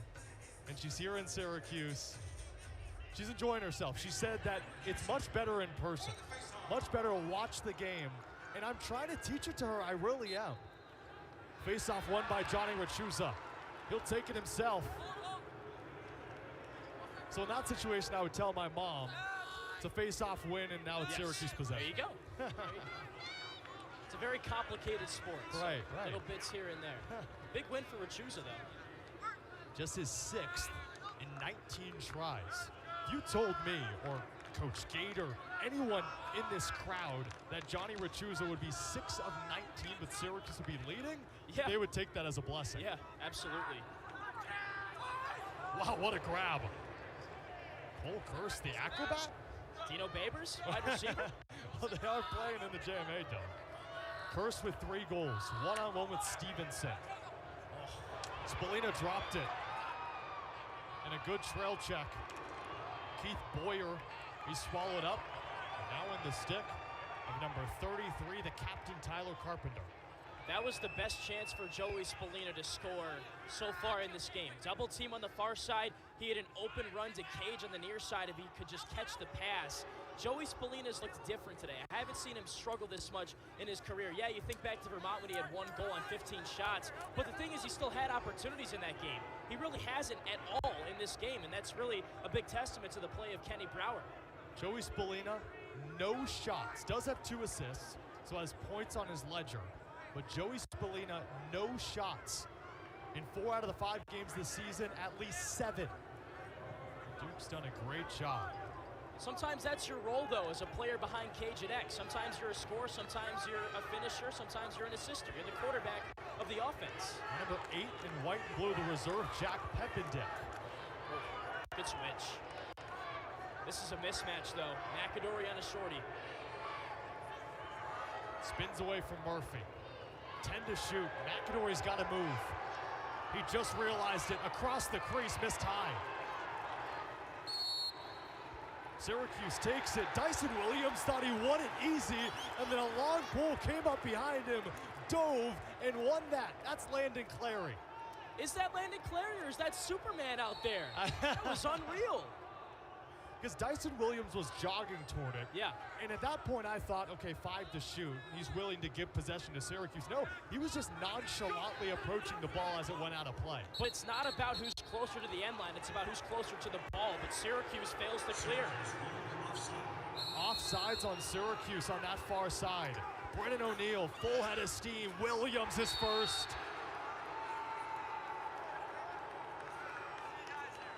Goal number 20 for Dyson Williams. Duke within 1 off a costly mistake by Syracuse. Costly chaos. Costly turnover leads to chaos, I should say.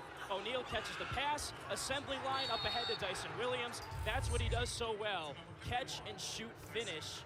That's actually his first goal of the game, Cam. Really the first impact that he's had in this game for this team, and it comes off of a Syracuse self-inflicted wound. Dyson Williams, the captain. Coach Janowski has to be excited about that. Dyson Williams, his dad, Sean Williams, played in the National Lacrosse League for 17 years. And funny enough, when Gary Gate went into retirement in 2006, as Duke moves quickly, they hit another post. That's number 11. Gary Gate went back to the NLL in 2009 and was an all-star for the Rochester Nighthawks. Guess who he was an all-star with? Gary Gate with Sean Williams, Dyson's dad. So relationship between those two dating back all the way back to 2009. He's also a NLL Hall of Famer as well. And the general manager of the Las Vegas Desert Dogs. Wide open ball, Samo misses high.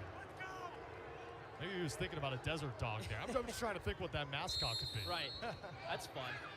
Right now, Syracuse putting a lot of pressure on its defense, Cam. The next chance the Orange have on the right side of the field, got to slow it down and let the defense get a bit of a break. It's unraveling a little bit. Under 5 minutes to go, third quarter.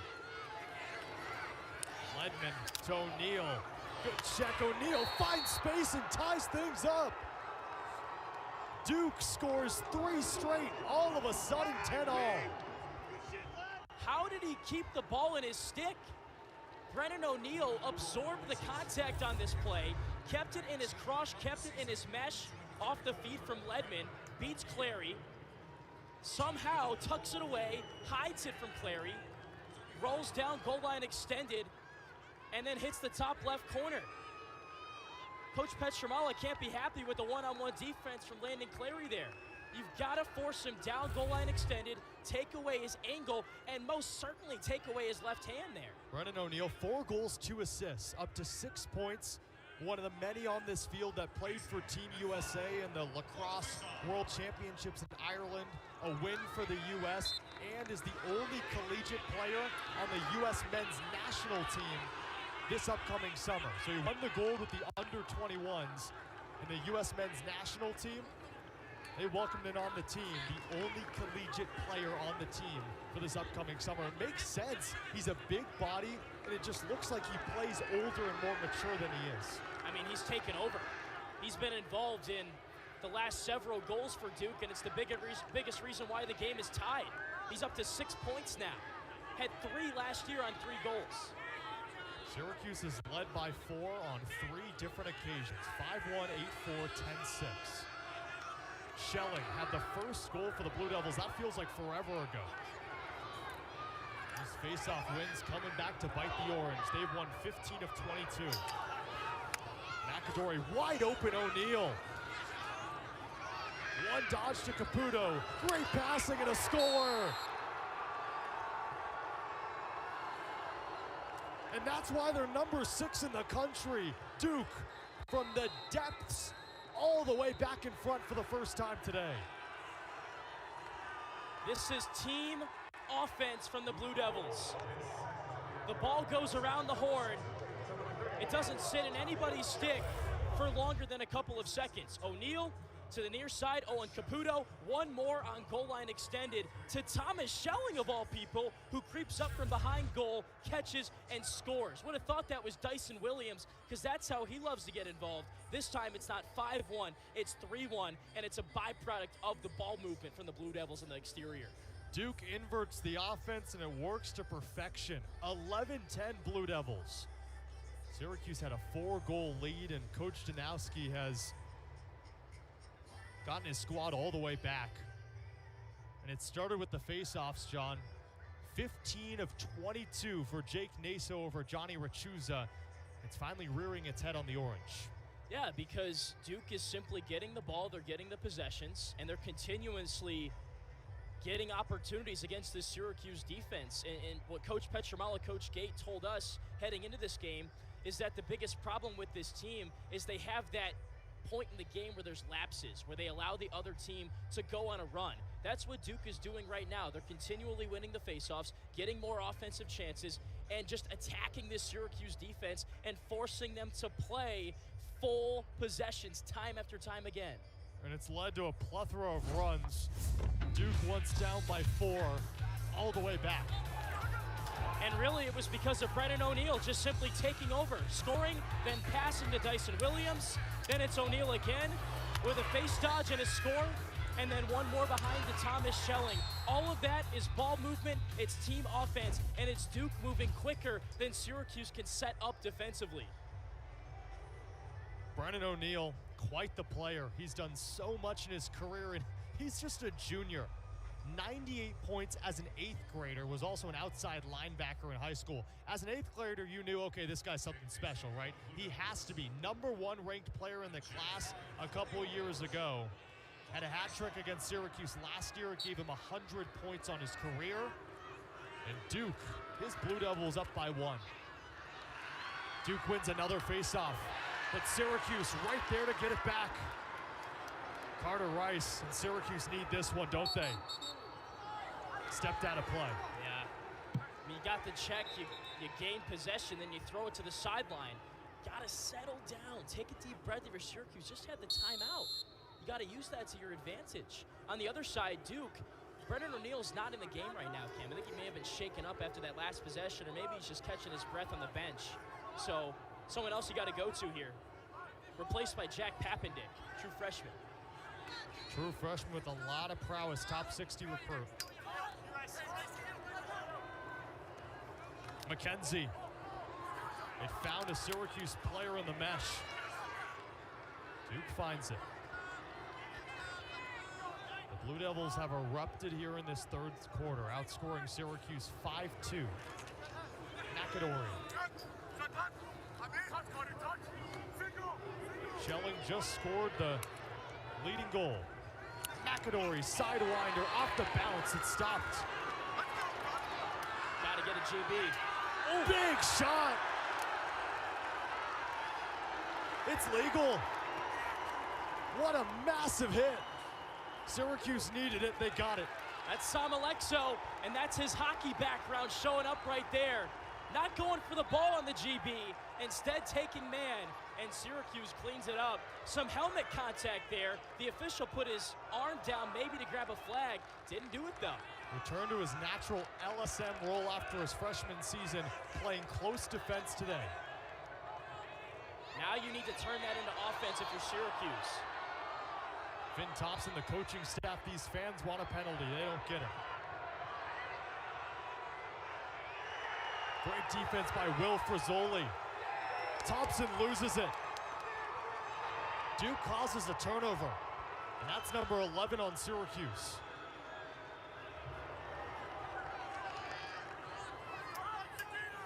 O'Neal, 6 points, looking for 7, and wide. Minute 24 to go, third quarter. Duke up 11-10. And they've got all the momentum right now. On the offensive side, just continuing to pour shots on Will Mark. And then defensively, they've had so much time to slow down, reset, take a breath, that when Syracuse has the ball, they can play pressure defense everywhere on the field. Ledman.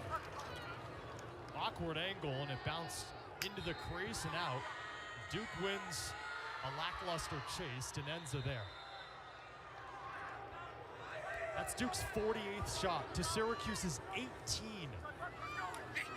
Duke has taken 30 more shots than SU.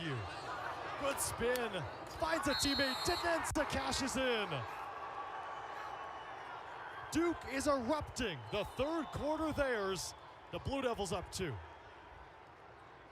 And it's all set up by Charles Balsamo. The true freshman puts his defender on the ground, switches back to his right. The Orange lost in the middle, late slide, Aiden Denenza. Bang, bang, right on the mouth of the crease. Nothing you could do there if you're Will Mark. 6 straight goals for Duke. After SU entered the halftime break up 8-6, they scored 2 to start the third quarter, go up 10-6. All these Duke fans can do is smile, right? That's Aiden Denenza's dad.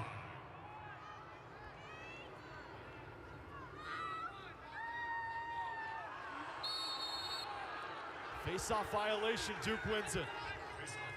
Just can't happen if you're Syracuse. It's just continuing to snowball. And now Duke can hold for the final shot of this quarter. What once was a 10-6 Syracuse lead, the Blue Devils have scored 6 straight. This isn't new for Duke. The win over Penn last week, Duke rattled off 8 straight goals after Penn went up 2-0. And the difference, this is a second half barrage. Right. Then the Quakers made it interesting in the second half and almost came back. Ended up being a Duke win, 14-12. And for Syracuse, Coach Gate pleading, we need to play a full 60 minutes. This isn't a part of that. 6 seconds, 5. Caputo needs something to work out. BTB, it's stopped down. Will Mark blocks away a BTB shot by Thomas Schelling. But Duke, a flurry to finish the quarter. 6 straight goals, and Syracuse falls victim to a Duke barrage. The Blue Devils continue to fire shots on goal, and Syracuse struggling defensively. Big fourth quarter coming up after the break.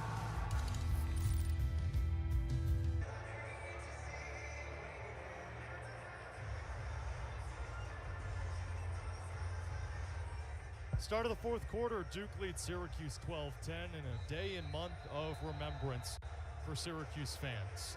During pregame warm-ups, the Orange wore shirts representing the 15 for Life Foundation in honor of Rob Kavovit, who took his own life just 2 years ago in March of 2021, and just a couple months later, his family launched the 15 for Life Foundation. Its mission is to better equip people of all ages to recognize depression and mental illness potentially affecting themselves, family, or friends. And Rob Kavovit, all about family, number 15, because in his family, 1 girl, 5 boys. He was just 45 years old, top 10 in points at Syracuse, and every day, if you're in the Syracuse community or even beyond, in lacrosse, you're always thinking about Rob Kavovit.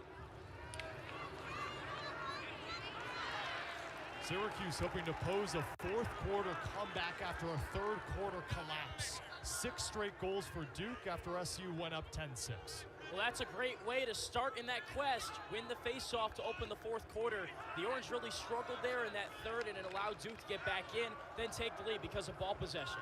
Syracuse 8 of 25 from the faceoff dot. Johnny Rachuza sitting around 43% faceoff win percentage. Jake Naso up above 50%. Roa gets the step to Cook. You got the much smaller Griffin Cook against the long pole Brower. Means you have some space behind X. Cam, haven't seen or heard much from Owen Hiltz in this game, along with Joey Spallina. Perhaps that changes in the fourth. His ability to shoot and then also set up the offense with his good passing. Roa on his left, rings the pipe. Spallina chases after it, and Duke, after hitting 10 or maybe 11 pipes, they're on the right end of it. Syracuse hits its first. Long pull in transition, Brower. O'Neal with 4 goals. McAdory wide. That was a 4-on-4, Cam, but Brennan O'Neal and Duke turned it into a 4-on-3 with quick ball movement and almost a goal for McAdory in transition. Coach Gade has applauded his team's great sticks, their camaraderie. Duke, you can say much of the same. 4-1 on the season, first ACC game today. Balsamo, a new face.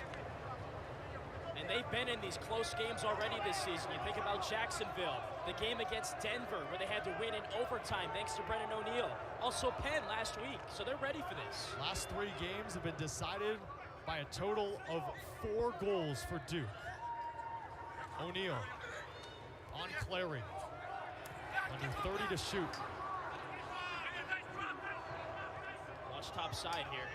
On a shorty, Carter Rice, one of Denenza, pass inside. Syracuse comes up with it. Max Rosa out of the pack. Look out from behind. Short stick defensive midi comes out of the mesh. So Denenza got what he wanted there. Left to left dodge, got on top of Syracuse's D midi. Just couldn't connect on the pass, but if that works out to perfection, it's a catch and shoot from right in the slot there. Syracuse needs to take that away from Duke's offense. Alex Simmons on with Jackson Burtwhistle. So Simmons moved to the midfield, Cole Kirst to attack. It resulted in 2 Simmons goals. And for Cole Kirst, he has a hat trick. This is like that Vermont game, same set. Nullified.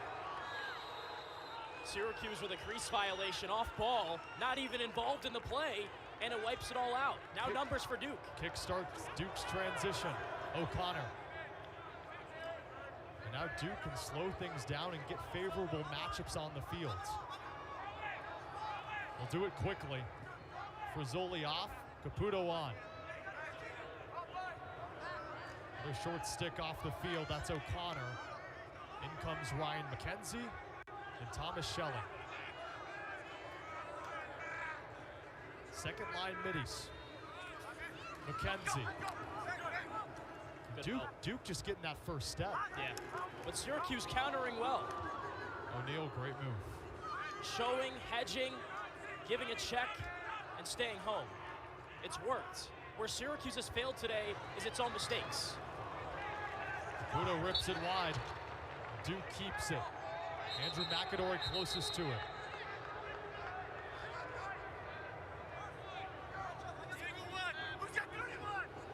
Cam, you can kind of just feel how bad Syracuse wants this game. So many close ones last year. You think about North Carolina, they lost by 1 on the road. Cornell in this building, lost in overtime. they've been close to pulling that big upset like Duke last year. And this is another situation. Can they seize it? That's the question. O'Neal off the post again. Number 12. If this were an all-star competition for sharp shooting, Duke would win. Now they're winning the game as well. I've never seen this before, this amount of posts in a game. Duke, 12 goals, and they've hit the post 12 times. We're at a loss for words. 53 shots, 32 of them on goal. That's very efficient. Probably half of those off the pipe. John, who are you looking to make an impact on this Syracuse offense possession? Well, there hasn't been much for Spallina, nor has there been for Hilt, so somebody else. Perhaps a Finn Thompson. Into the crowd. That's a mistake. Boyer comes out of it. Great stick check. Yard sale. Unfortunately, we don't have the facilities to go down and pick up that stick. Nor do I have money to afford that stick. I would buy it. I need a new one. That was Owen Hiltz on the check. Maybe it sparks his offense. Burtwistle, he's been quiet lately. Has a hat trick, but we haven't mentioned his name that much. Past his third goal. You know, this reminds me of the Maryland game for Syracuse. That defense didn't slide much at all. It was more so about the dodging, so Syracuse has to win one-on-one. Hiltz has yet to take a shot today. Can't find the ball in his cross.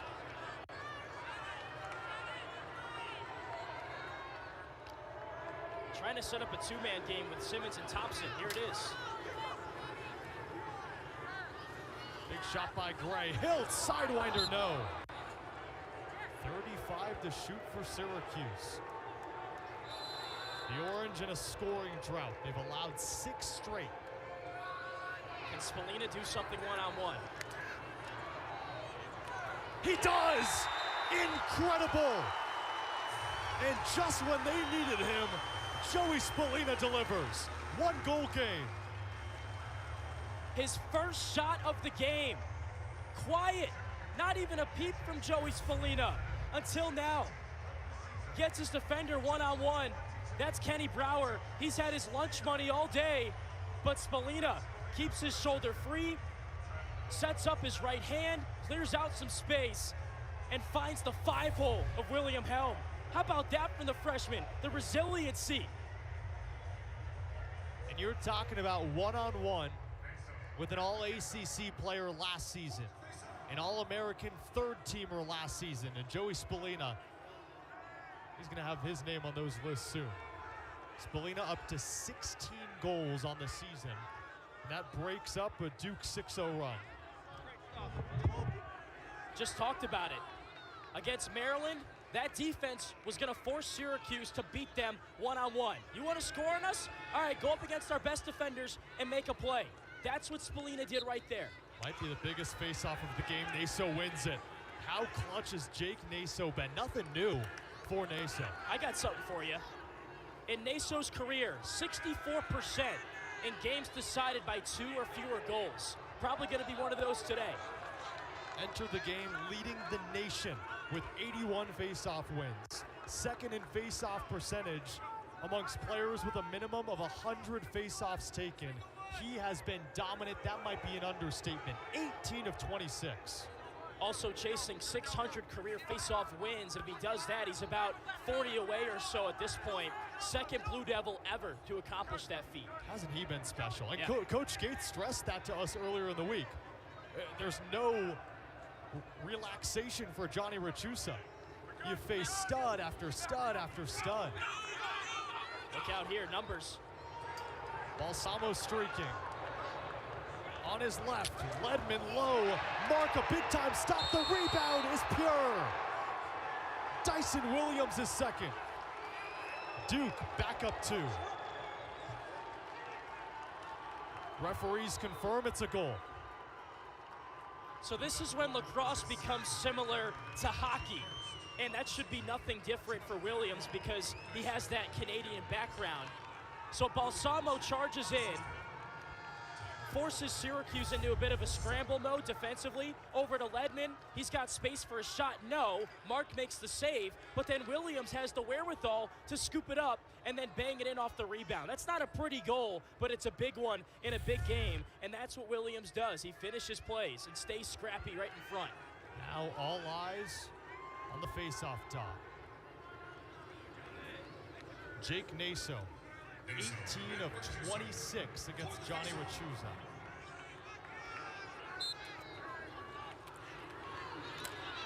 Naso again. Make it 19 of 27. Pure dominance. And I'll rehash my point. Entering this game, 46 wins on 72 attempts, 64% in games decided by 2 or fewer goals. When you need a face-off win, Jake Naso steps up and gets you that face-off win. How about that third quarter? Duke outscored Syracuse 6-2. They won 7 of the 9 face-offs. Much of the same here in the fourth. It's not rocket science. You got the ball, you're going to score. Schelling. To O'Neal. 4 goals for the junior. McKenzie, Mark there. Lamarck's doing everything he can. How about 22 saves? Are you kidding me? 22. That's a season high. He set a record at LIU with 30 saves in a game. Maybe he does that. 30. Murphy stays on the field. That's not the shot you want. You have a reserve short stick defensive midi taking a shot in the most crucial time with 7 minutes remaining. And the Syracuse bench basically just kind of symbolized that. Coach Petramalo, with his hands above his head, was not happy with that shot selection. What a move. McAdory can't finish. Just giving Duke way too many chances to start to make this league grow to a point where it's insurmountable. You're giving them the opportunity. You're giving them the hammer with the nail in place to hammer home the final nail in the coffin in this game. 56 shots for Duke, 23 for Syracuse. Duke has scored 7 out of the last 8 goals. 4 out of the last 5 games between these two squads within 1 goal.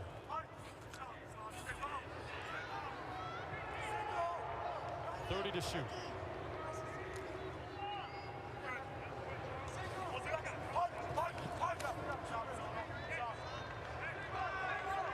ISO. One-on-one with the shorty Murphy. One of the best recruits in the freshman class. Look at him sachet. Balsamo plays with his food, 10 to shoot. Now 9, Duke realizes it. Wow, Mark made the save, number 23. The shot clock resets, Duke will take it. That might be best case scenario. Gary Gate with his hands on his head. Coach Petramala's hat is off of his head. That's been the Achilles heel today, amongst other things. 35 ground balls for Duke, 21 for Syracuse. And it's the key ones like that that are really magnified when you watch this game start to finish. Tenenza has a shorty. Duke willing to dwindle down this shot clock.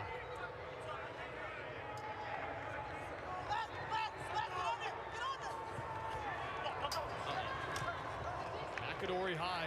Uh-oh is right. Duke's getting that first step. 20 to shoot. Under 5 minutes to play. Duke on a 7-1 run.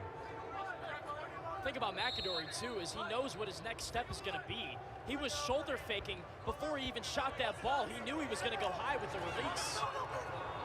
Tenenza throws it away. Syracuse needs a clear. They need it desperately. Uh-oh. Kirst. Coach Gate holds his hands up, tells his players to stop. Griffin Cook on the field. Luke Roa on the field.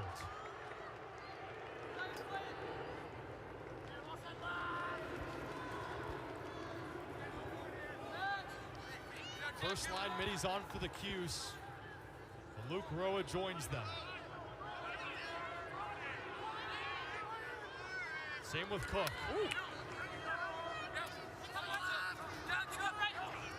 Leo's been quiet. Big shot by Gray. Quick spin, sidewinder, no. Spallina tracks it down. How about Jack Gray, the 6'1 sophomore? He's a heck of an athlete. Former big-time recruit. And he can also run 21 miles per hour. That's what they tracked him at in the Denver game. Yeah. Can you believe that? I can stand for 21 minutes. Spallina. BTB, no. That looked eerily similar to the shot he made against Maryland. 14 to shoot. Cuse needs to work quick. Roa. Great save. Hiltz grabs it. Should be a shot clock reset. There it is. Reset back to 80. Now 60. So it goes back to 60. Pat March is livid on the sideline. You can't see him on the screen. Making the reset. Hey, I'd be too. Yeah. The offense was in some kind of motion, and the defense on Duke, they had an opportunity to rest a little bit. It looked winded. Right. No, those are really dangerous points in a lacrosse game, and everything's kind of out of control, and there's a lot of energy, a lot of talking going on, and instead they stop play. Changes a lot. Roa. With how possessions have gone, Syracuse, they might need a goal here. Not the shot you want. That's a freshman just trying to make a play in Luke Roa, which you like, but not necessarily when it's a 2-goal game against the number 6 team in the country and 3 minutes to go. Duke's defense has stifled. Kirst, wide open, scores! Number 4 for Kirst, the Orange within 1. He will not be denied. If Cole Kirst wants to score, he will score. 1-on-1 near sideline.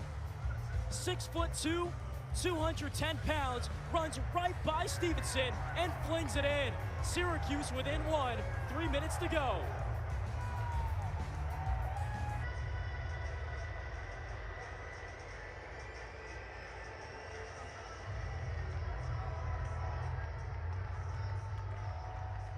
One-goal game in a place the Duke Blue Devils have never won before. 0-5, Duke up by 1, thanks large in part to a big-time run, but Will Mark has been there for the Cuse.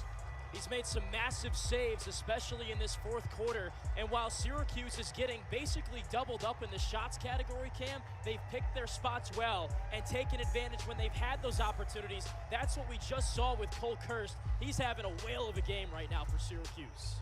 Cole Kirst, the grad transfer from Lehigh. 4 goals, 1 assist, 5 points, season high in Orange. Naso wins it.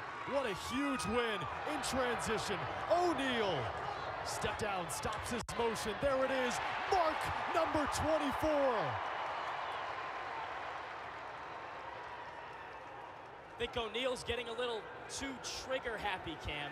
That's now 4 goals on 13 shots, starting to find some of that inefficiency he suffered from in last year's game.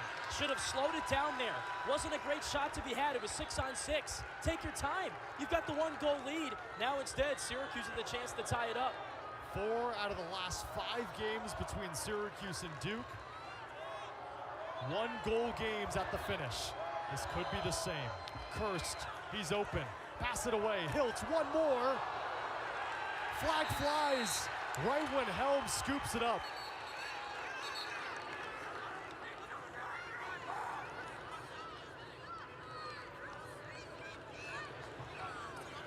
Max Rosa down for Syracuse. Actually, Alex Simmons gets up under his own power.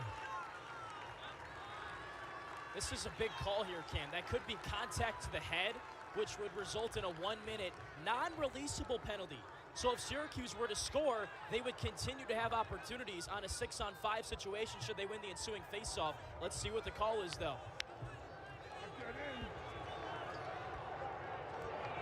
Personal foul on blue. 2-9, cross-check. 1 minute, full time. That's exactly what it is. Big time call. And it's on one of the best, Kenny Brower, the captain. So Hiltz inside to Simmons. Really didn't need to do it if you're Brower, because Simmons was on the ground, didn't catch the pass. And Syracuse awarded the penalty. Now that man up unit back in the kitchen. They move quick and score! Tie ball game! Finn Thompson, the freshman.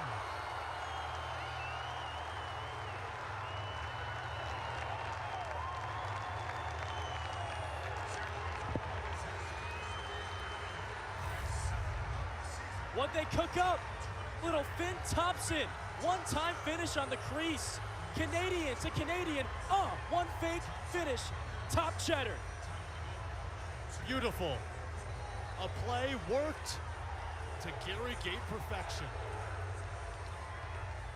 Finn Thompson wants to hear it. 4 seconds into the man up. They catch Duke sleeping. And for Thompson, didn't have much all day. That's his first goal on his third shot. In Syracuse, still 56 seconds left in the man up if they can win this faceoff. Big one for Rachusa. It's still loose. Rachusa lost his stick. Syracuse has it. Under 2 minutes to play fourth quarter. And a timeout for SU. Coach Gate needs to catch his breath. I think everyone needs to. Listen to this place.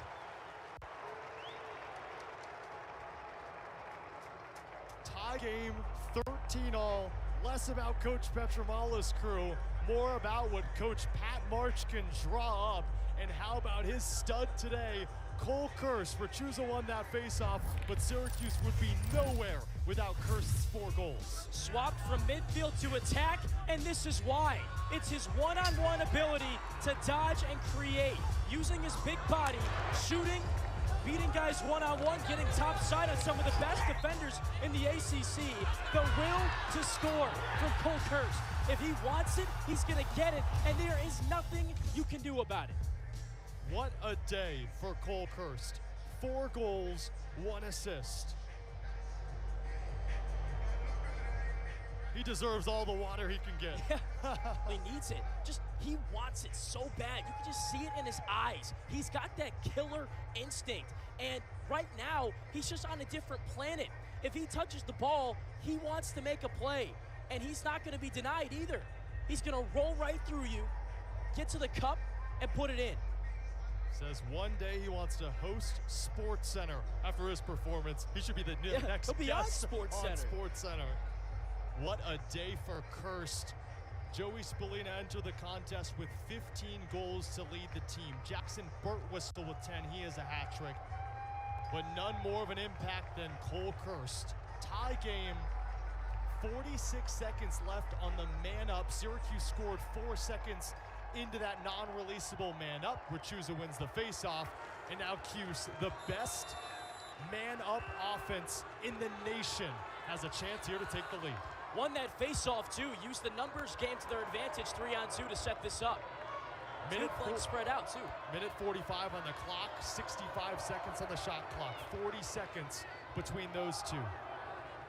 Who is the hero? Trying to go inside. Spallina low. Hiltz. What a stop. It's still free.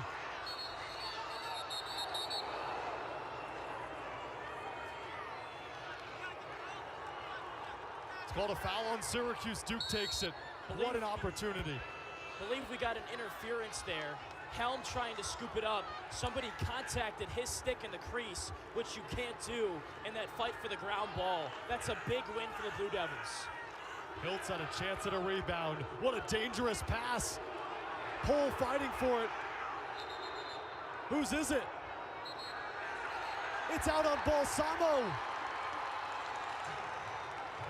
Timeout by Duke. Need a little clarification on whose ball it is. The referees pointed intensely to Charles Balsamo. So I think he scooped up the ground ball and then got the timeout call while he had possession. So that's a veteran move by Coach John Danowski.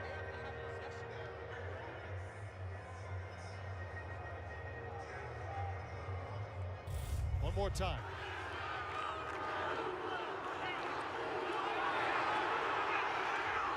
There's no possession there. Simply no possession, wasn't even in the stick of Balsamo. So there should be no timeout awarded. You need possession of the ball to get the timeout, and that's probably what Coach Gate is wondering right now. That's why he's standing as close to the referees as he's allowed to stand. Got the greatest player in all of lacrosse, wondering why. One of the best coaches in all of lacrosse, hoping it's in its favor. Wow, that's a pivotal call in this game.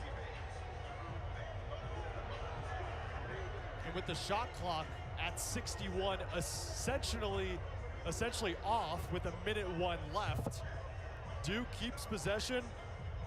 Brennan O'Neill has had quite the day to give Duke an opportunity to win it. He's getting the ball here, and it's because he makes plays like this. Gets to his left stick, his dominant hand, and he can just absolutely rip it. Only scored 3 goals on 10 shots last year. This year he's got 4 on 13. And Syracuse really has had no answers for him when he's taken it himself one-on-one and scored. I mentioned this before. Scored the game-tying goal against Denver to send it to overtime. Then, less than a minute into that overtime session, scored the game-winning goal. If it's Duke possession here, which I believe it is after that timeout call, 3-4 is touching the ball, and he wants to make the play to win the game right now. Brennan O'Neill, one of the best the game's ever seen, and he's still a junior. 61 on the shot clock, 101 on the game clock. Those two evenly matched. Duke can hold for the final shot and possibly the game winner. Again, 4 out of the last 5 meetings, 7 out of the last 11 between these two squads ended in a 1-goal game. This is looking like it'll end the same. So it's basically right on par, shot and game clock, so not much of a factor. Duke can hold for the last opportunity. This is just like the 2021 matchup when Mike Adler had to make a clutch save right at the end of the game. Will Mark, 24 saves. Duke along with that has hit 12 pipes. McAdory, 20 to play. Here he is. They want it with O'Neill. A shot, Mark saves it. Save number 25. 10 seconds to play, Syracuse loses it. It's still loose. Who's gonna pick it up? It's Cuse. And that'll run out the game clock. We're headed to extra lacrosse. Overtime action between Duke and Syracuse. The 4th overtime in the last 6 games. Let's take another glance at that last possession. Syracuse, a great defensive effort. Will Mark save 25. So it was Denenza who fakes, then gets the angle and shoots. That's high to high. That's easy for Mark. He holds in crease. Williams applying the pressure. And then he gets a piece of that pass. He was trying to just send it to the other side of the field to waste away the clock. McAdory a chance. Nick Kakemo, though, over the top to take it away. And that's how it ends. My, oh my. An instant classic brewing right now in Central New York.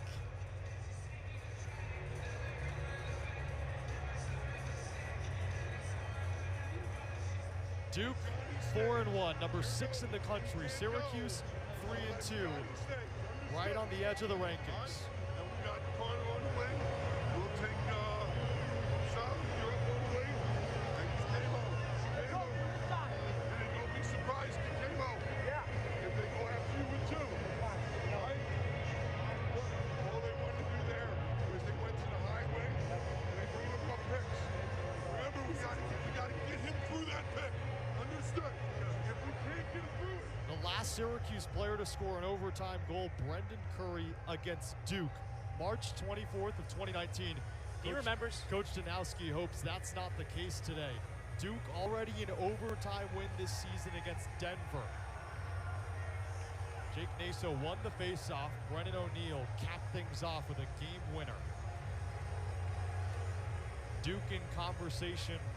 Syracuse players on the field. Sudden death. First to score wins. So you mentioned this before, the 4th different overtime matchup since 2016. Syracuse 2-1 in those scenarios so far, have won the last two. One back in 2019, that Brendan Curry goal you just mentioned, and then the other back in 2017, a 12-11 win for the Orange. Here are the overtime rules in college lacrosse. Sudden victory, first to score wins, 4-minute periods until a team scores, 2-minute intermissions between the periods if we need it, and each team has one timeout. The biggest face-off of the day. Jake Naso for Duke has won 20 of 29. Whistle blows, face-off violation. Duke takes it. Brennan O'Neill, 4 goals, 2 assists, already has an OT winner this season. If Duke scores, this game's over, and Duke wins in the Dome for the first time ever. Getting that first possession is critical too. That's what Duke did in the win over Denver. Had the first opportunity and won on it. Balsamo, the freshman's been electric behind cage.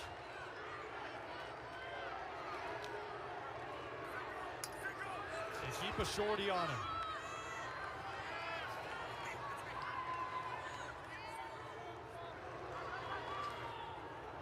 Andrew McAdory. O'Neal spins, wide open McAdory, good double, ball loose. Gotta recover. 20 to shoot.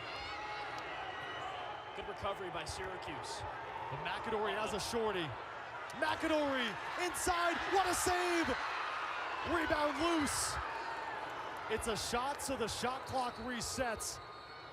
A save by Will Mark, timeout Duke. Wow, Andrew McAdory right on the doorstep, spun past 2 defenders, and McAdory is denied. Will Mark with 26 saves. Andrew McAdory, like Houdini. One-on-one with a short stick, that's Carter Rice. Spins by him, through 3 Syracuse defenders, splits them, and then fires it off the leg of Mark. Gets it back to his right hand. Rice allows him to go that way. Alexo leads with the stick and misses. Mark stands it up though. Then Dyson Williams had a chance to scoop it up and score a rebound goal like we've already seen him do today. But the Orange do well to collapse. But again, talked about the ground balls. That's the 39th of the day for the Blue Devils compared to 24 for Syracuse. And it allows the possession to continue after the timeout. Coach Danowski, 17 seasons. 447 career victories. All he can do is watch. His resume is so long it will probably fill up 20 pages. What's not on there? A win at Syracuse. That's what they're trying to change right now. First matchup between these two in the Dome, 1994. Since then, a total of 5 matchups in the Dome. SU is 5-0. And who would have thought? It's the player that didn't start his career at Syracuse that's been a godsend. Will Mark with 26 saves. Said this before, set a record at LIU with 30 saves in a game against Bryant.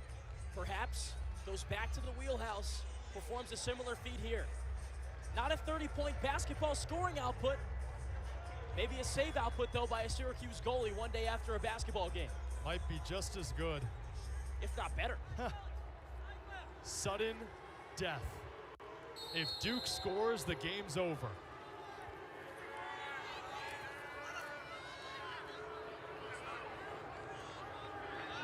First line middies on. Ledman.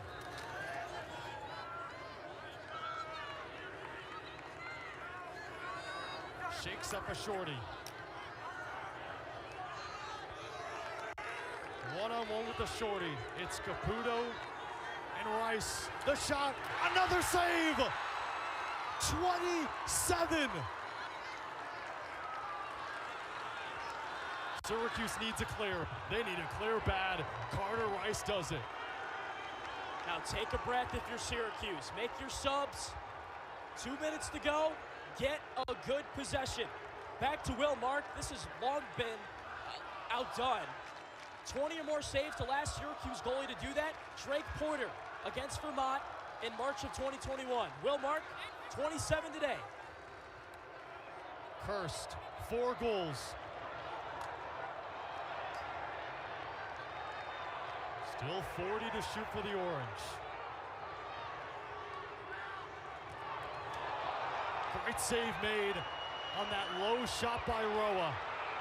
Might have been out of desperation. Duke needs a clear and they got it. Got to get back. Stevenson, O'Neal. Duke wins the chase. Syracuse had its chance. Now the Orange have to reset. Cole Kirsten, Owen Hiltz were playing defense there. Got to get back in the hole. McAdory moves quickly. Minute 10 to go in this sudden victory overtime. First to score wins. Under 60 on the shot clock. 7 seconds separate game and shot clock. Balsamo. The freshman wins it! Duke, its first ever victory in the Dome. 14-13 the final.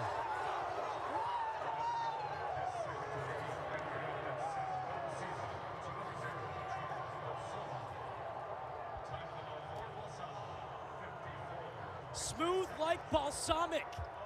The topping you put on your salad. Charles Balsamo finishes it off for Duke. A game separated from not scoring a single goal on 2 shots against Penn. The biggest play of the game. Balsamo buries it and gets Duke its first ever win in the Salt City. Will Mark did everything he could, but he couldn't stop the freshman. First ever win at Syracuse, and Duke puts last year's loss beside them. The 6th ranked team in the country takes it in overtime in a thriller, 14-13 over the 20th ranked Orange. What a game we had on this Sunday evening. Syracuse and Duke in a nail biter. It started with the save, and it ended with the winner of a goal. For our producer, Christian Hennessy, our statistician, Sammy St. Jean, with John Eads, I'm Cameron Uzair saying so long. Duke, big-time winners in the Dome.